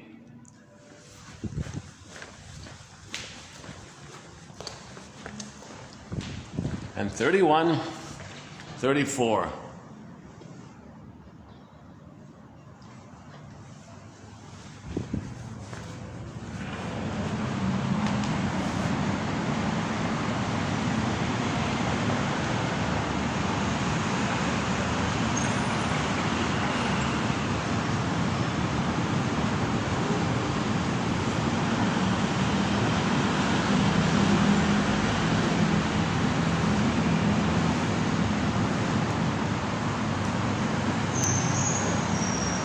Let's play that Jim Croce song again.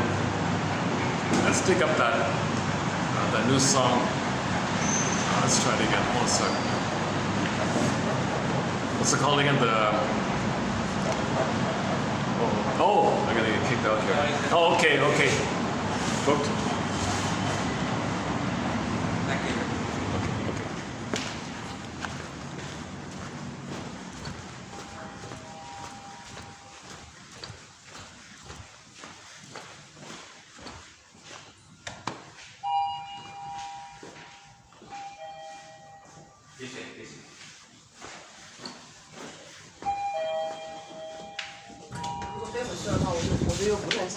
飞过来了，很累，被累死了。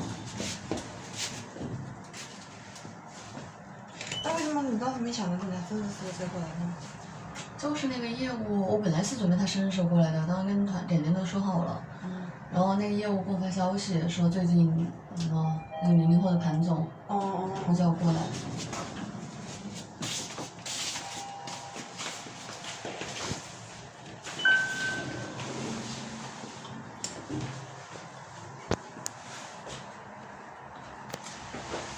Sometimes they'll let me use it.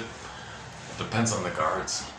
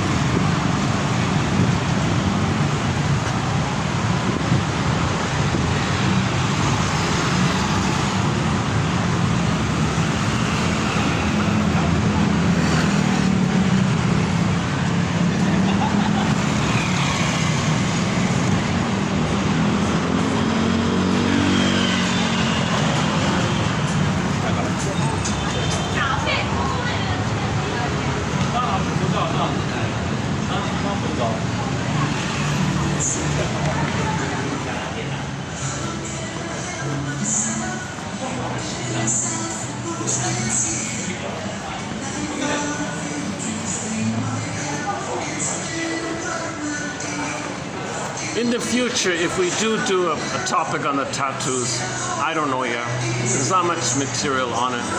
Maybe we can include Paul B. Russell's idea of containment. Is the tattoo an attempt to find containment? Question mark? I don't know. If the symptom can function as an attempt for containment, now, if we ever do a thread on this, I'm going to aim for 50 possible reasons around the tattoo use, because it's all over the place, right? So we have one quote about that. The one guy has a thing about the beard, the 50 reasons why a man has a beard, teddy bear, and hiding and shame, and so on. So I based on that, I thought maybe we should try to do one on tattoos at some point. Actually, we do have one on it. Miss Lemma says you want to internalize the memory of somebody containing you. So she says that. I come to think of it. Here's the tourist ripoff. Yeah, I don't want to show you what it is. Man, oh man, this spot beside me is quite a tourist ripoff scam here. Unbelievable.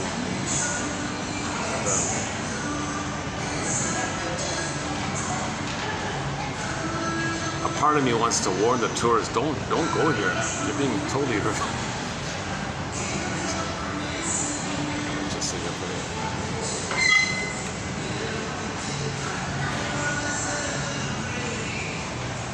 Oh my goodness. They're open about the prices, like they tell you the price up front. So I don't get it.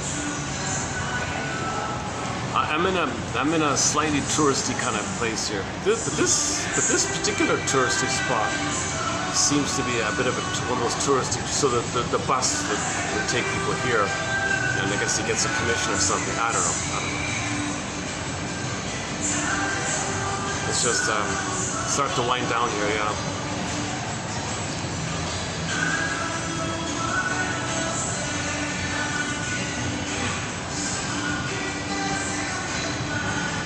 Well, since we're in the noisy place here, let's bring up that Omaumi one again.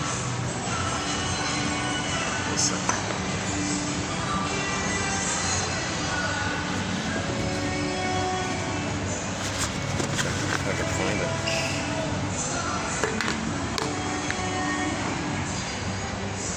Oh, let me make sure I don't show the sign there.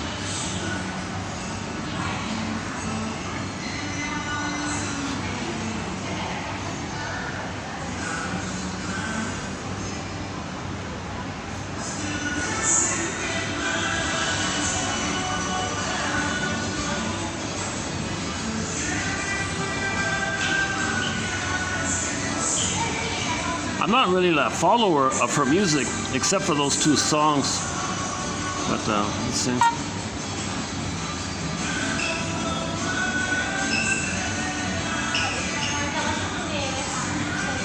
Oh, there it is. There, yeah. Let's just play this one again.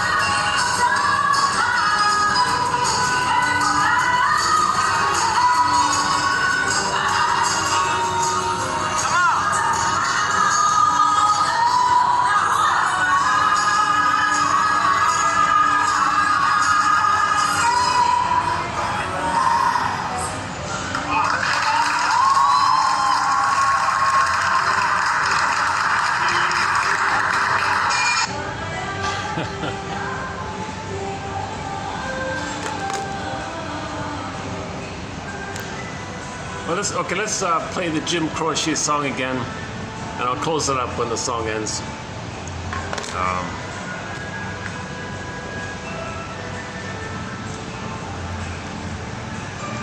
The truth is, I'm still comparing yesterday to today.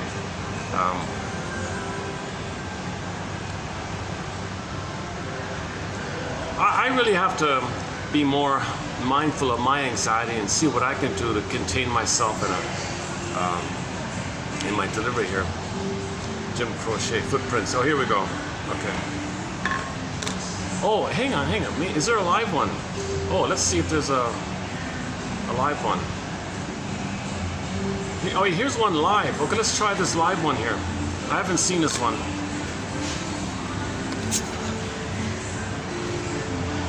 This might get trimmed out. Let's.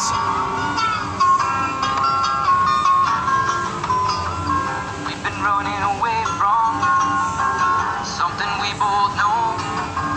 We've long run out of things to say, and I think I better go. So don't be getting excited when you hear that slam on door, 'cause there'll be one less set of footsteps on your floor in the morning. And we've been hiding from something that should have never gone this far. But after all, it's what we've done that makes us what we are.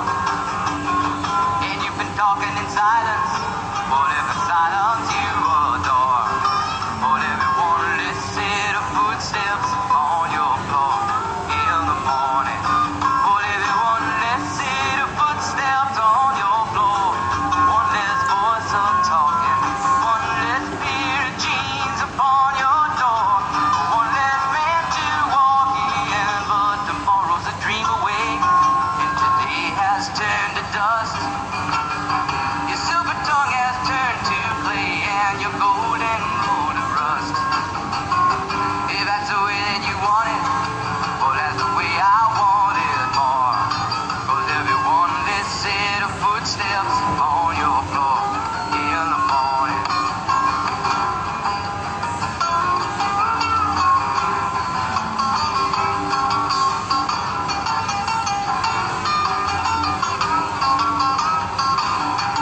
But everyone less set of footsteps on your floor. One less voice of talking. One less pair of jeans upon your door. One less man to walk in. But tomorrow's a dream away. Today has turned to dust. Your silver tongue has turned to clay, and your golden rule to rust. If that's the way that you want it, well, that's the way I want it more. 'Cause everyone less set of footsteps on your floor in the morning. Get everyone less set of footsteps on your floor in the morning.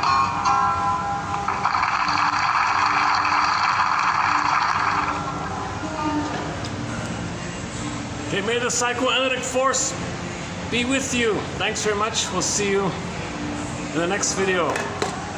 May the psychoanalytic force, may the psychoanalytic spirit, may these quotes help and serve.